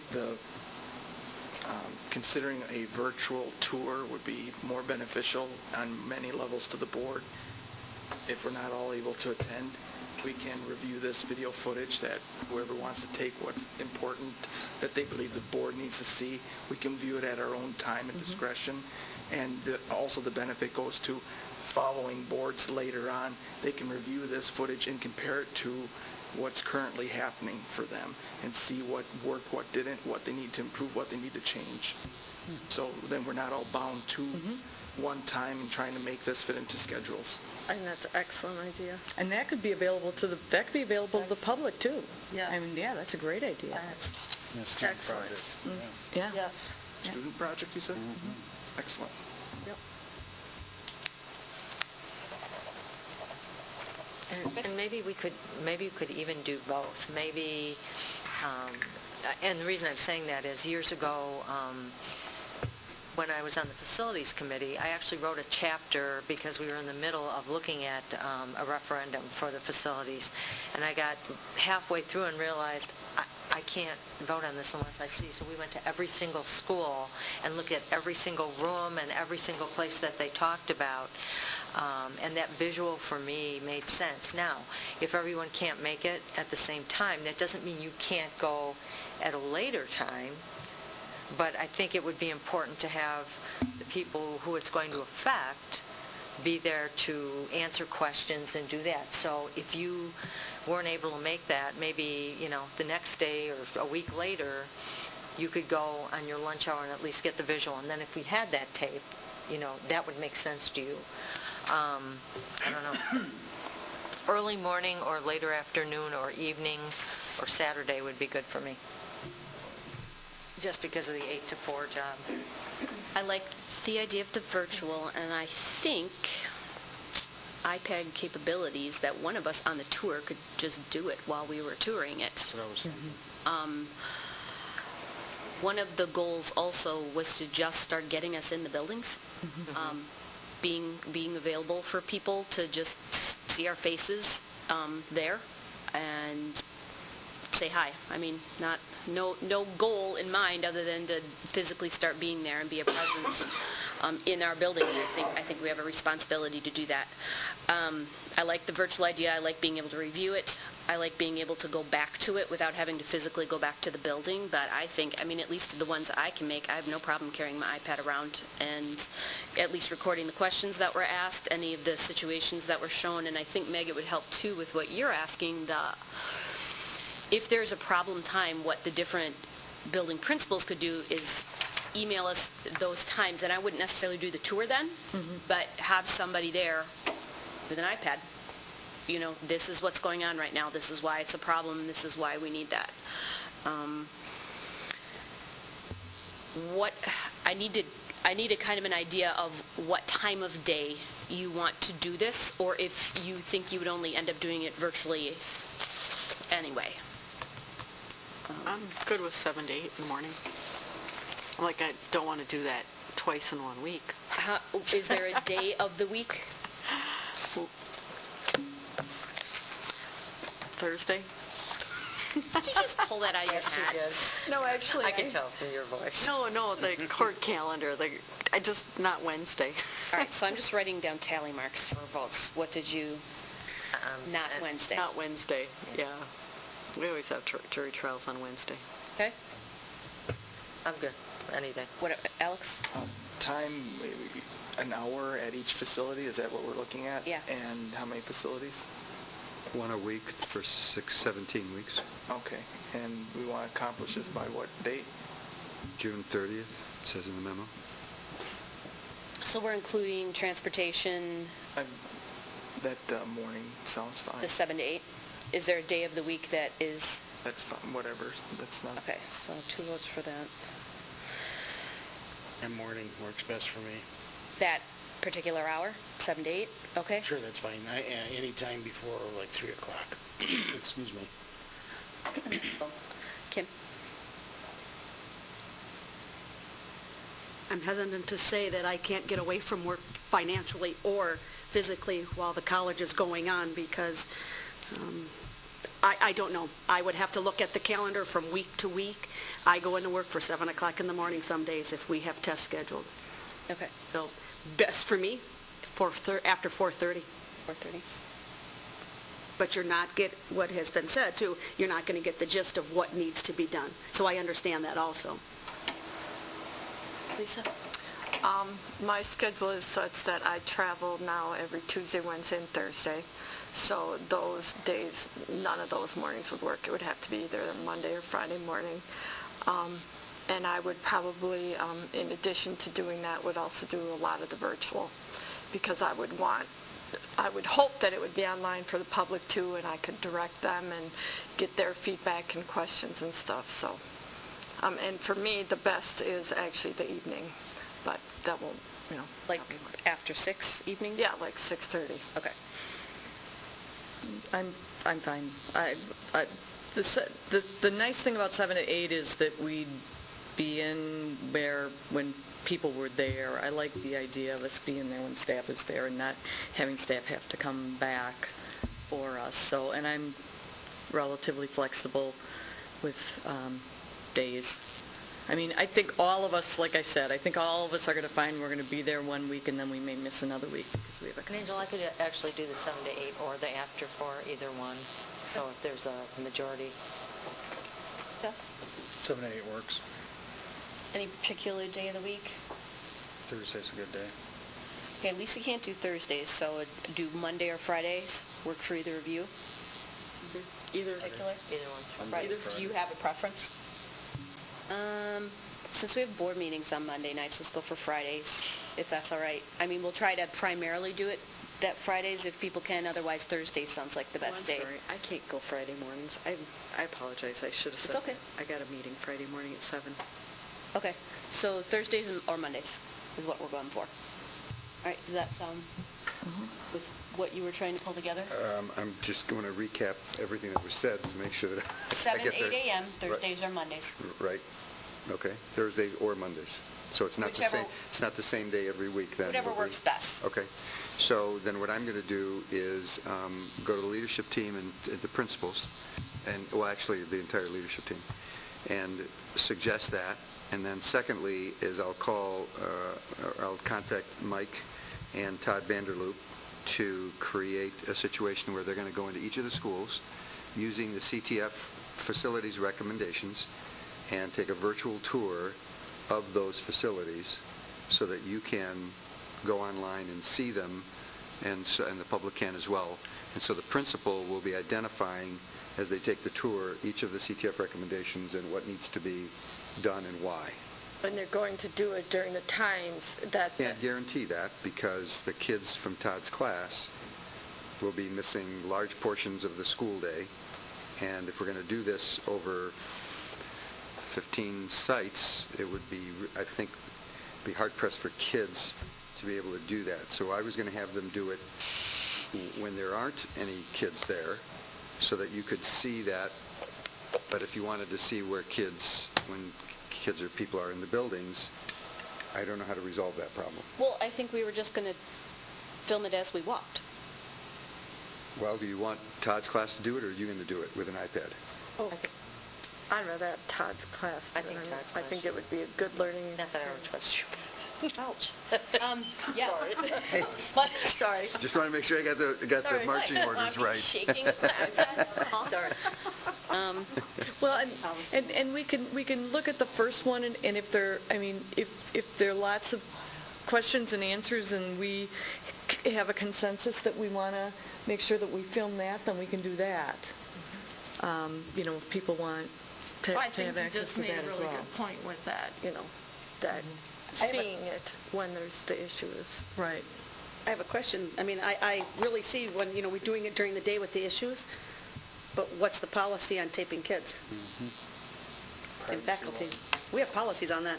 Well, actually, there's a law, not just a policy, but it is, if you can take videotapes and pictures of kids in groups. You can't go in and, zero in on a kid with a photograph or a video. So when reporters, when the news media wants to come at the beginning of the school year, we say, well, you can take pictures of hallways worth of kids or kids generally going in or out of the building, but you can't go into a classroom and start videotaping individual kids. Okay. But then can you put that, they want to put it on the district website? If parents have an issue with that being on the district website? Yeah, if there were pictures of, if there were pictures of 2 or 3 kids, we wouldn't do that. We would only do it if there were groups of kids. So let's just take Spash as an example. The Commons area, you can go in and film that thing and just watch the mayhem that takes place. There wouldn't be any problems with that. We'll be discreet in that. We also have to make sure that we have film of people who are at events in the gym having to walk all the way We could actually, Running with their little You could have kids. your iPad in We front need of to you. have, you we could need your to have iPad in some front of film you, of not filming you, but just Yeah, a filming little them. humor never helps. Table in there, so you can all have a nice meeting. Anyway. That was what I wanted to talk about. Was the changing table? Correct. Do you have things you wanted to talk about? Because there is a recommendation. Well, actually, that was just one small logistical part of the much larger recommendation, which was a process in which to address the CTF recommendations. And it is not for lack of the board wanting to do it or trying to do it, but it was to jumpstart and to get the board and the district off the dime relative to the CTF recommendations. So that is just one part of what we think is a much larger process. So, and we tried to lay it out as clearly as we could. And so, just to real quick, just to summarize it, so we're recommending that the Business Services Committee and the Educational Services Committee form a committee made up of representatives from each of those committees, as well as other people that it needs to, and then use this process in which to address the recommendations. And it gives some timelines so that it doesn't just stretch out forever and ever. Kim, did you have a question? I do. Roman numeral 3B, and basically what you were just talking about is setting up the committee. I guess I don't understand. I think it would be the last very long sentence. It would comprise of 2 board members from each of the standing committees, excluding the chairs and cabinet liaison students and community representatives. I guess it's the 2 members of each standing committee, just from them 2 that you just mentioned, or from all of them? So we take the Business Services Committee and the Educational Services Committee, and 2 board members from each of those, excluding the chairs, would be on that committee. And the reason that we excluded the chairs was because they have work to do in facilitating those 2 committees. This is another committee, and we felt that it would be more fair to have that committee appoint a chair rather than have the 2 chairs from the board committees. Do you think it would be logical to have board members that were sat on the CTF committee all through the procedure of how it got to there, to sit on that committee? Yeah, we actually talked about that, Kim. I think I think what we're trying to do here was take the 2 committees that this would have come through anyway. And I think and I mean this sincerely, I think if the board trusts each other to do the work in the committees, then I think that trust goes to this level as well. So, I mean, if the board wishes to have the board members who attended those CTF committees to be on that's the board's prerogative. I mean, they can By board offer a policy. lot of back history of how it got to where the presents are, because just by Board. reading that 8-inch binder is not going to get you in the same spot, so I would suggest that. Lisa? I would like to see, actually, because of the board members that were not on the Consolidated Task Force Committee, they missed a lot of perspective. I would like to, if we could open this committee to as many board members who want to be on it as possible. I just don't like to see that limited. Don't worry about a quorum. Yeah. That's why we limited. I mean, you really don't worry about it. You just accommodate for it. You post for it, or you do 4. But I'm just saying that it was very, very hard when explaining to other board members what transpired when they weren't a part of it. So what are the 2 committees you recommended? Business and Educational? Are they back-to-back? No, Monday and Tuesday. Monday and Tuesday, which is another reason. Do you feel there's a time your committees could have a powwow and figure this out? If we go with this recommendation, I'm just trying to get ahead of it if we move forward with it. Yeah, we get along. No, I meant your committees have a chance to work together for a couple hours and just look to consider the things that were just brought up and who you want on it and what you want done. I think we can make it happen, don't you? Yeah, we'll figure it out. We can do Well, it. just to be, I mean, you can't sit on a committee, can you? No. As the president, so it's, yeah. Like, If it's 4 people, and they can't sit on this committee, because they're the chair, right? yeah, what Angel's suggesting is that those two get their committees together. Yeah, we'll get To work it out, together not the two of once them. just to figure out how to move forward. Well, if you just think about it, it's going to be him, and him, because we're not on your guys' committee, are you? I'm on the business. Okay, I apologize. Then whoever's not on your committee, that eliminates 2. Only 3 people who can be on this, and we're looking for 4. Yeah, I mean, just think about it numbers-wise, and I apologize for thinking in advance. Don't apologize for that. I did my homework again, so it's like, you don't really have much to think about if you start eliminating people. I'm thinking more like timelines and meeting nights. Yeah, but I mean, for people-wise, you already got them picked. The one other question that I had is, we've got, the Long Range Task Force came forward with a number of recommendations, and as I was reading through them, I mean, there were some that hinged on, that they all kind of went together, right? But then there were some that were like separate unto them, standalone unto themselves. And so one of the thoughts I had was whether, I mean, again, not tomorrow, but if administration would be able to pull together, because I think that you guys are probably already moving forward on some of them. We're not doing anything. Well- We haven't touched Okay. anything with, Well, I'd like it if we took a look at, are there some short-term, midterm, long-term? I mean, are there... that's part of what this is about, right? Right. And I didn't mean to interrupt you, but Right. this says this group should develop short and long-range priorities. So the whole purpose of this is to do exactly what you're saying, rather than have the administration do it, which, I mean, given some of the conversations that I've heard over the past 4.5 years, to take away this belief that the administration is directing everything is to say, you know what, let these committees address exactly what's going to be done with the CTF.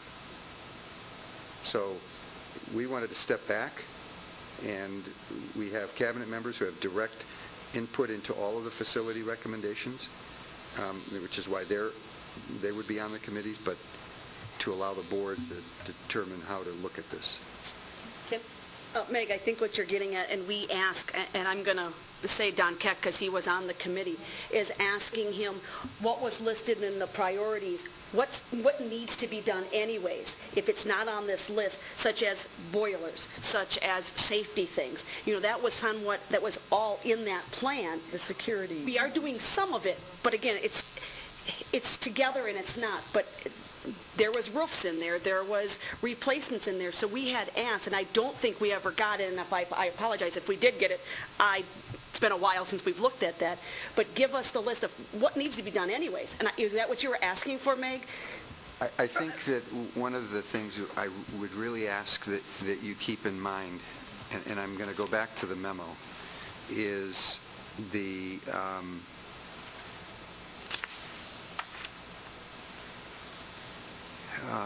sentence here that, this is really important, I'm sorry, I have to find this.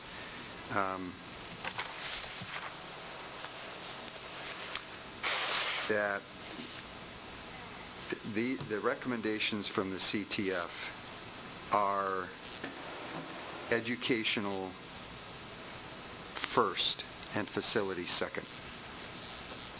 So the question about what needs to be done first, the Consolidated Task Force's charge was not to just look at facilities about facility needs. It was to say educational programming drives the facility needs. So I think what we're saying, the cabinet is saying to you, is that the CTF spent a lot of time taking those 4 study groups and task forces recommendations and gave educational recommendations and facility recommendations tied to those for the board to consider. I think it's up to, our belief is that it's up to this group that we're recommending to determine what those priorities are. If there's a boiler that needs to be replaced, we're going to come to the board and say, we need to replace this boiler. We don't need a committee to determine that. Just like the vans, just like the roofs that the board voted on tonight. We don't need a committee to do that.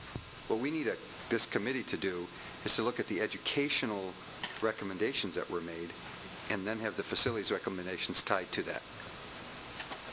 I just want to point out, too, the priorities we have, we're settling negotiations, consolidated task force, pay plan. We're just trying to, and the superintendent search, obviously, since that's it's going to be from now till the beginning of April, the time sucker. We're just trying to put little steps into place that are tangible for everybody to be able to, so it doesn't look like we've ignored the other things that are on our plate. So that's why these are just pieces to get going. So I guess I don't feel like we need to make decisions about that. That's why if you guys in the next couple of months want to get your committees together to talk about that. But what I wanted us to do is get in the buildings, get these videos done, start seeing what it is we're talking about, so we even know where to begin the conversation. It's not something we could just put off for another year till we get everything done. We have to start somewhere. And I did already write an email inviting Sam and Judy to come to any of these tours so that it's not a shift in the board as it goes. If 2 new people are seated on it, they've already seen what we've seen, and it can just be a smooth transition on and keep moving. Maybe on the boards, maybe Trish and I can sit down and talk about the best way to get us together and at least get us starters in having that conversation before we even bring the committees together. Just let's get a plan between us on that and then come forward with that with the committees and that. Because did you count Jeff in this when you were counting board members? Yeah. Okay, so you have Jeff and Lisa? Jeff, Meg, and Lisa. Alex. How about Alex? Is he on one of your boards? Is he on one of your committees? He's on Educational Services. Okay, I thought I was thinking there was 4. Okay. All right, so anyway, that's like detail. So let's go with bigger picture. Okay. And at least get this started. We have days and dates, and the recommendation is to approve the cabinet recommendations. With the tour amendments. Mm-hmm. With the tour amendments. So I need a motion to do that, please. So moved. Second. Any other questions or comments on that? Roll call vote, please. Mr. Ebo? Yes. Ms. Erler? Yes. Ms. Faxon? Yes. Mr. Kokonowski? Yes. Mr. Presley? Yes. Ms. Scott? Yes. Ms. Sherrick?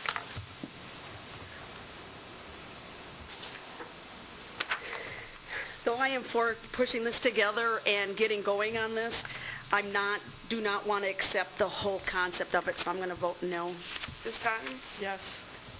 Ms. Baker? Yes. Motion carries 8-1. Thank you.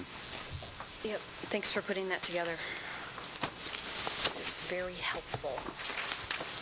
All right, board listening sessions. This is back on primarily to remind everybody that there is one on Wednesday, January 14th in the Pinery Room.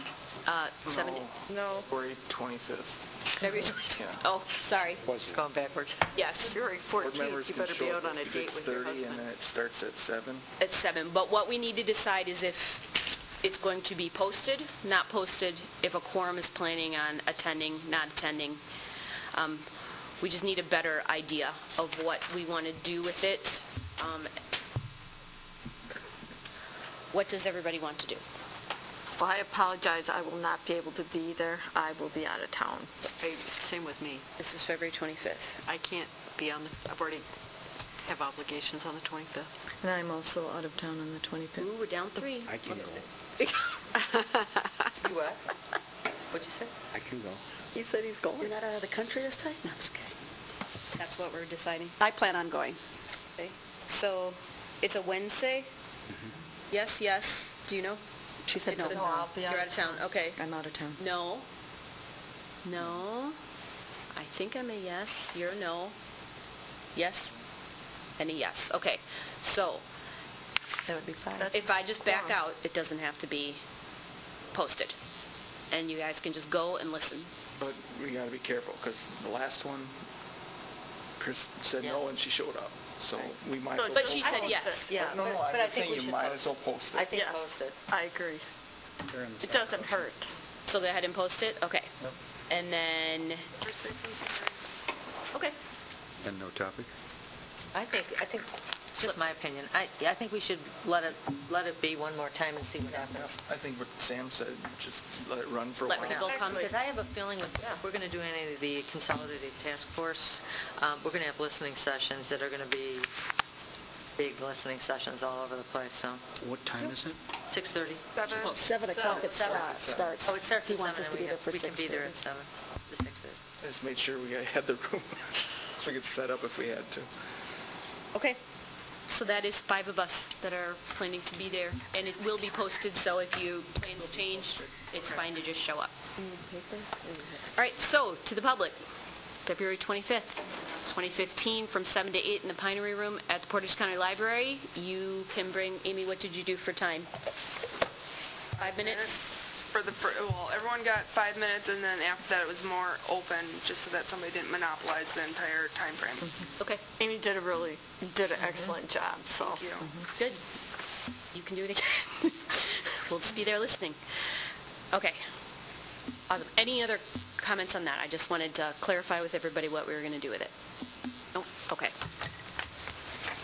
Sounds good. Meeting dates, times, locations. February 23rd, I had a call with Ryan Ray today. He is our rep for Ray & Associates. The 17th was the next scheduled meeting with them, and it sounds like at least half of us can't be there. It's a Tuesday night. It's a weird night. So what he's going to do is send me new dates before that we can get together, and they need to come up here, and what they will do is go through the 12-ish, it's a viable options that they're going through the process of vetting, background checks, anything like that, so when they come to us, they have a stack of people that are real options, and then we as a board will go through it. So we're not getting those tonight? No, I don't have them. I just assumed because... Well, we put it on there in case I had them. Oh, okay. So yeah, no, I don't know anything more than you know. What's the 23rd, the tour of the Point of Discovery School? Is it on a board meeting night?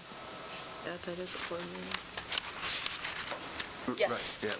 That was the reason that we did that, was exactly that, because it had been a scheduled board meeting, and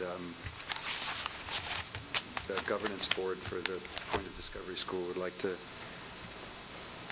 take a tour of Jackson with the board. So that's what we're doing for the board meeting? We have to come back. We'll have at least closed session, I think. We're doing it at the same time? Yes, was that what it was? We decided there was at least closed session left? Yes, we'll do it at the same time. We have to open the meeting, do a roll call, and then what, were we going to shuttle bus or something? No, you can open the meeting there. That's the most efficient Does thing. everybody know where Jackson School But is? to come back here for closed.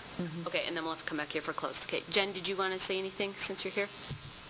I look forward to working with all of you. Excellent.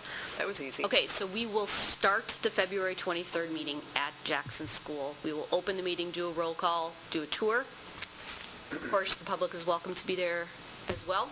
It's an open board meeting. 6:30. 6:30.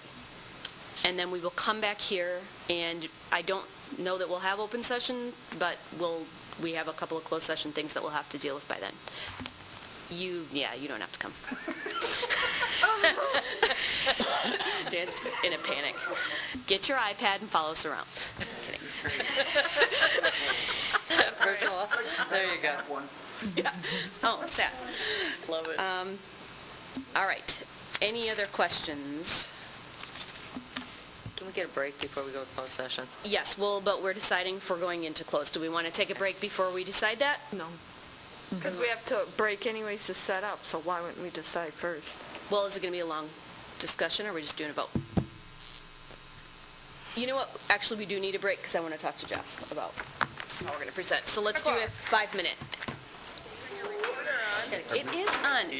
Yes, okay, so what we are deciding... What we're deciding is the item that was pulled separately, if we're going to go into closed session for it, or if we're going to keep it in open session.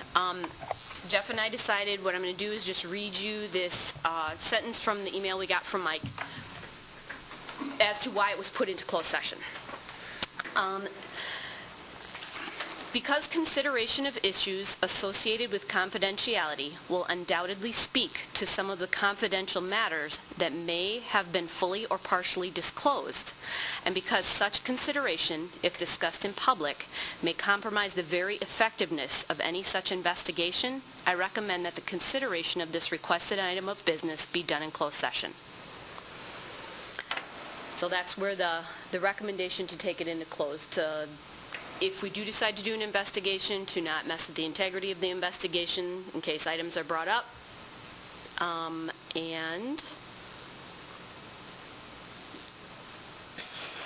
if it's just a simple black and white thing that we're voting on, open is absolutely fine. If it's at all substantive, we need, you know, really. Sorry, hey, camera. I thought you were looking for help, sorry. Yes. Then we need to go into close. So that's the attorney's recommendation. That's how I will vote. Obviously, we will do whatever the board chooses. So Need to read the statutes. thank you. You're welcome. All of them? Well, B and F. So 19. Would you like me to read? No, I But got it. does she have to read it for us to vote on it? You would have to read it and then vote not to go into closed session for that item. Well, Okay, so not C. Or go into closed session. Your choice. if some of us have questions now, though, we can we ask those questions prior to reading this? No, because it's really not on the floor yet.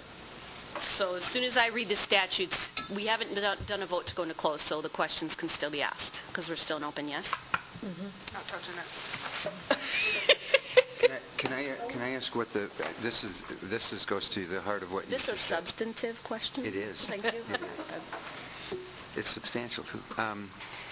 So I want to be sure that the board is protected here. So the board voted earlier to put these two items on an open session agenda to vote on, correct? To vote at this point separately if it would be an open or closed. So the vote is not on the specific issues at the end of each of these sections, but it's to whether or not to discuss it in open or closed. Correct. Okay. Just making sure. So let me read these. 19.85, parent 1, parent B, considering, wait a minute. Yep. Yeah, B? you're right. Okay. You're right. Dismissal, demotion, licensing, or discipline of any public employee or person licensed by a board of commission of the investigation of charges against such person or considering the grant or denial of tenure of a university faculty member and the taking of formal action on any such matter, provided that the faculty member of other public employer person licensed is given actual notice of any evidentiary hearing which may be held prior to final action being taken and of any meeting at which final action may be taken. The notice shall contain a statement that the person has the right to demand that the evidentiary hearing or meeting be held in open session. This paragraph and paragraph F do not apply to any such evidentiary hearing or meeting where the employer person licensed requested that an open session be held. And 1985, parent 1, parent F, yes? Yes. Considering financial, medical, social, or personal histories or disciplinary data of specific persons, preliminary consideration of specific personnel problems, or the investigation of charges against specific person, except where Par B applies, which, if discussed in public, would be likely to have substantial adverse effect upon the reputation of any person referred to in such histories or data, or involved in such problems or investigations, specifically to consider an investigation into the disclosure of confidential board and district information, and then contracting with an investigator to do so, including any appropriate action. So now, I assume we don't move to go into closed, Need a motion to go into closed, and then it would, if and then the it's board open for determined discussion. to do beyond that point. Okay? I need a motion to go into closed session. Or are we going to make a motion to vote on this in open session? We are voting on it. We are voting. Okay, so that's already, we didn't have to make another motion. But you do have to make a motion. If you're voting to go into closed session, you have to make a Move to motion. go into closed. Second. It's really important. You need to include the motion about negotiations and the lead teacher contract. That would be, so if this motion passes to go into closed, before we would actually go into closed, we could make a second motion to include item. include those. Okay, just make sure, didn't want to miss a beat there. Not going to miss that. Right now, it's just this one. Okay. All right, are we at the point of discussion? We are. So, council knows, I don't know what this is about, okay? I don't know what it's about. So, my question for you is, you've discussed this matter with our legal counsel, correct? Yes. And our legal counsel issued this statement which said, we should handle this in closed. That's the statement I just read, yes. And our legal counsel, Mike Jilka, knows what this is about. Kim requested this. I have a good general idea. I don't know specifically what she wants to talk about. I didn't ask. So, I mean, if we're just talking about the conversation we had, then I know. But I don't know exactly what she wants brought up and what she doesn't. So that's where, because we weren't sure how far it would go, why it would be handled in closed. I guess I have a question with respect to 1B, and that is whether the public employee or person that this is relating to has requested that this matter be in open, because they have the right to do that. Have we identified somebody that we're talking about? Well, that's, because that's what this, so has that individual requested that it be in open? Because ultimately, they have the right for this to be in open, based on my reading of the statute. If I understand this correctly, it is to determine if there is such a person? Is that right? Lisa's nodding, but you're not, and this was your item. Well, it was something, it was come from your mouth when we were talking with Jilka, but yes. But it was the same suggestion you made. But this has to be with respect to a specific individual. This is relating to a specific individual. So if we're to go into closed session under this, there has to be a specific individual that we are discussing, and that specific individual has to have been given notice that we're doing this, and they have the right to request that all of this be in open session. And I believe that's why, at the time of the conversation, Mike said that it needed to be done in open session, because there is no name. But we as a board can't in open be discussing individuals.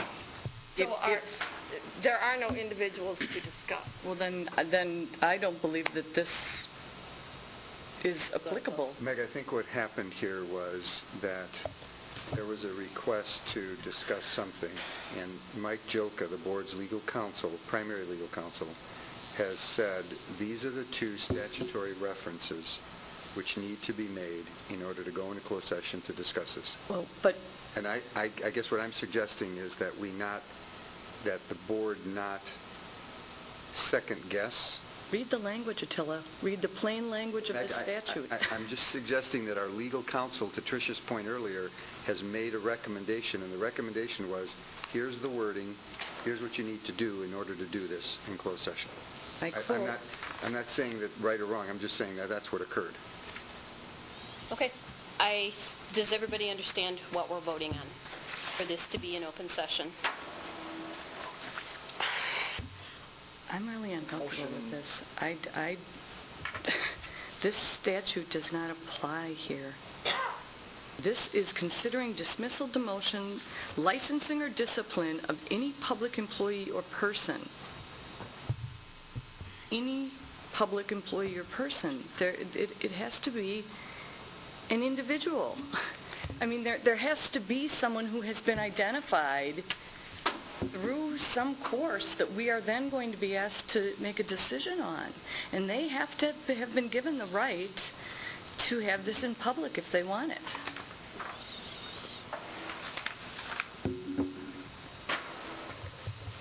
That would be why we get different opinions from different attorneys. No, actually, honestly, I think this one's on me. I think I misunderstood what Kim wanted discussed right now. If this is as simple as wanting to know if there should be an investigation, but no discussion of the substance of what that is about, then it should never have gone into closed. My concern is that there would be a substantive discussion. So that's my misinterpretation of what was asked of me. That's not anybody else's. So if that's the case, the problem in what Mike kept cautioning me about is it absolutely cannot have anything to do with an actual investigation. Like, we can't talk about. That's right. If this is just a black and white, are we doing this or not? But that means when I say discussion, I'm going to sit here like this and not let anybody talk, basically. So that's where it is. If that's all you were asking for, is that I'll ask, is that what you were asking for? Yes, via the email. What Mike said is that we need to, with the release of the privileged information that has happened, we need to ask the board, because you can't make that decision, if they are interested in looking into hiring a third-party investigation, I believe that was your wording, to see how this is happening. There are no names. I mean, how can you begin an investigation with having a name ahead of time? That's kind of the point. No, that's exactly the point. Yes. However, I'm going to defer to something that Chris Scott told me before I guess one of my first day on the board, was that sometimes you walk into a board meeting with one idea, and you need to be open, and you need to listen carefully, and you might change your mind. And quite frankly, I hear Mike Jilka, who I respect completely, saying that we ought to have this in closed session, and I hear rumblings of something that is very bothersome to me, and I have to tell you, I quite frankly think we ought to be discussing this in closed session.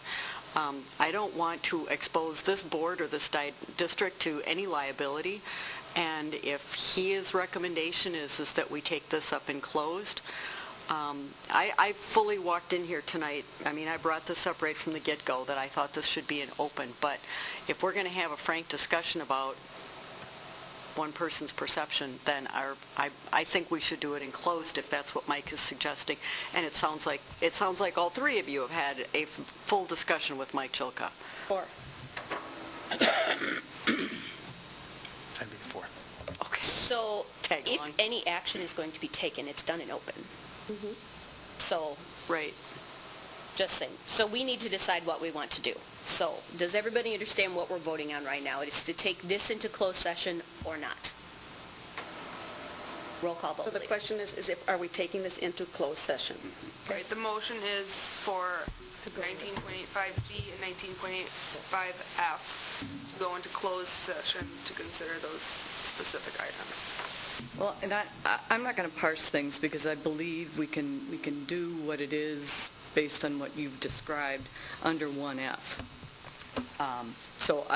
But I would agree. I don't believe we can do it under 1B if we are going to be speaking about a particular individual that we are going to be looking to discipline, dismiss, or demote. I would agree with you. It's 1F, but not 1B. Right. But regardless, I don't think that matters. Semantics again. Roll call vote, please. Ms. Baker? I am voting to go into closed session. So yes. Yes. Mr. Ebel? Yes. Ms. Erler? Yes. Ms. Faxon? Yes. Mr. Kokonowski? No. Mr. Presley? Yes. Ms. Scott? Yes. Ms. Sherrick? No. Ms. Totten? No. Motion carries 6-3, but before we go into closed session, 19.8. Parent 1, Parent C, considering employment, promotion, compensation, or performance evaluation data of any public employee over which the governmental body has jurisdiction or exercises responsibility, specifically lead teacher for the Point of Discovery School, negotiations with SBAEA, AFSCME, Teamsters, and the applicants for superintendent. We are in closed session. No, you need to... Oh, no, we're not. I would move to go we're not. into closed session under 19.851C. Second.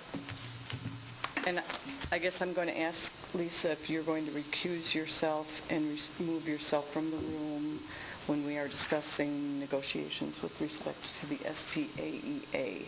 I am going to recuse myself. I am not going to leave the room. I also have a question. Sure. When we approved the Point of Discovery School, the charter school, I was under the impression that they were having their own governing board. And I was also under the impression that they made their decisions for their charter school. So why are we discussing their lead teacher? Am I misunderstanding some part of the governing? Yeah, the contract that the Point of Discovery School Governance Board has with the district, it's a contract, specifically states that the Point of Discovery School is an instrumentality of the district, and as such, the employees of the Point of Discovery School are first the employees of the district. And that, very specifically in the contract, it says that the board shall approve the employees of the Point of Discovery School. Okay, so then why was it an issue about the district losing control when we approved the charter school? It wasn't an issue with me. No, but it was part of discussion. I have no idea. I don't know who brought that up, but it was never an issue for us, the district. We recommended that contract. It was vetted by 2 attorneys, and it's a part of our district. It's not separate from. No, I know it's within, but again, it was a topic of conversation at the board level that was part of the... Yeah, the administration didn't make those comments. I guess I'd like to go back, and I'd like to request you to leave the room. I'm asking you to leave the room because your presence in the room when we are discussing the negotiations with SPAEA, of which your husband is a member, is inhibitory to my full participation as a board member. And I believe in that sense, you are participating in violation of Wisconsin statutes. In the event you choose not to leave the room, then, again, I would like it noted for the record that you have been requested to leave and you have refused to leave after you have recused yourself.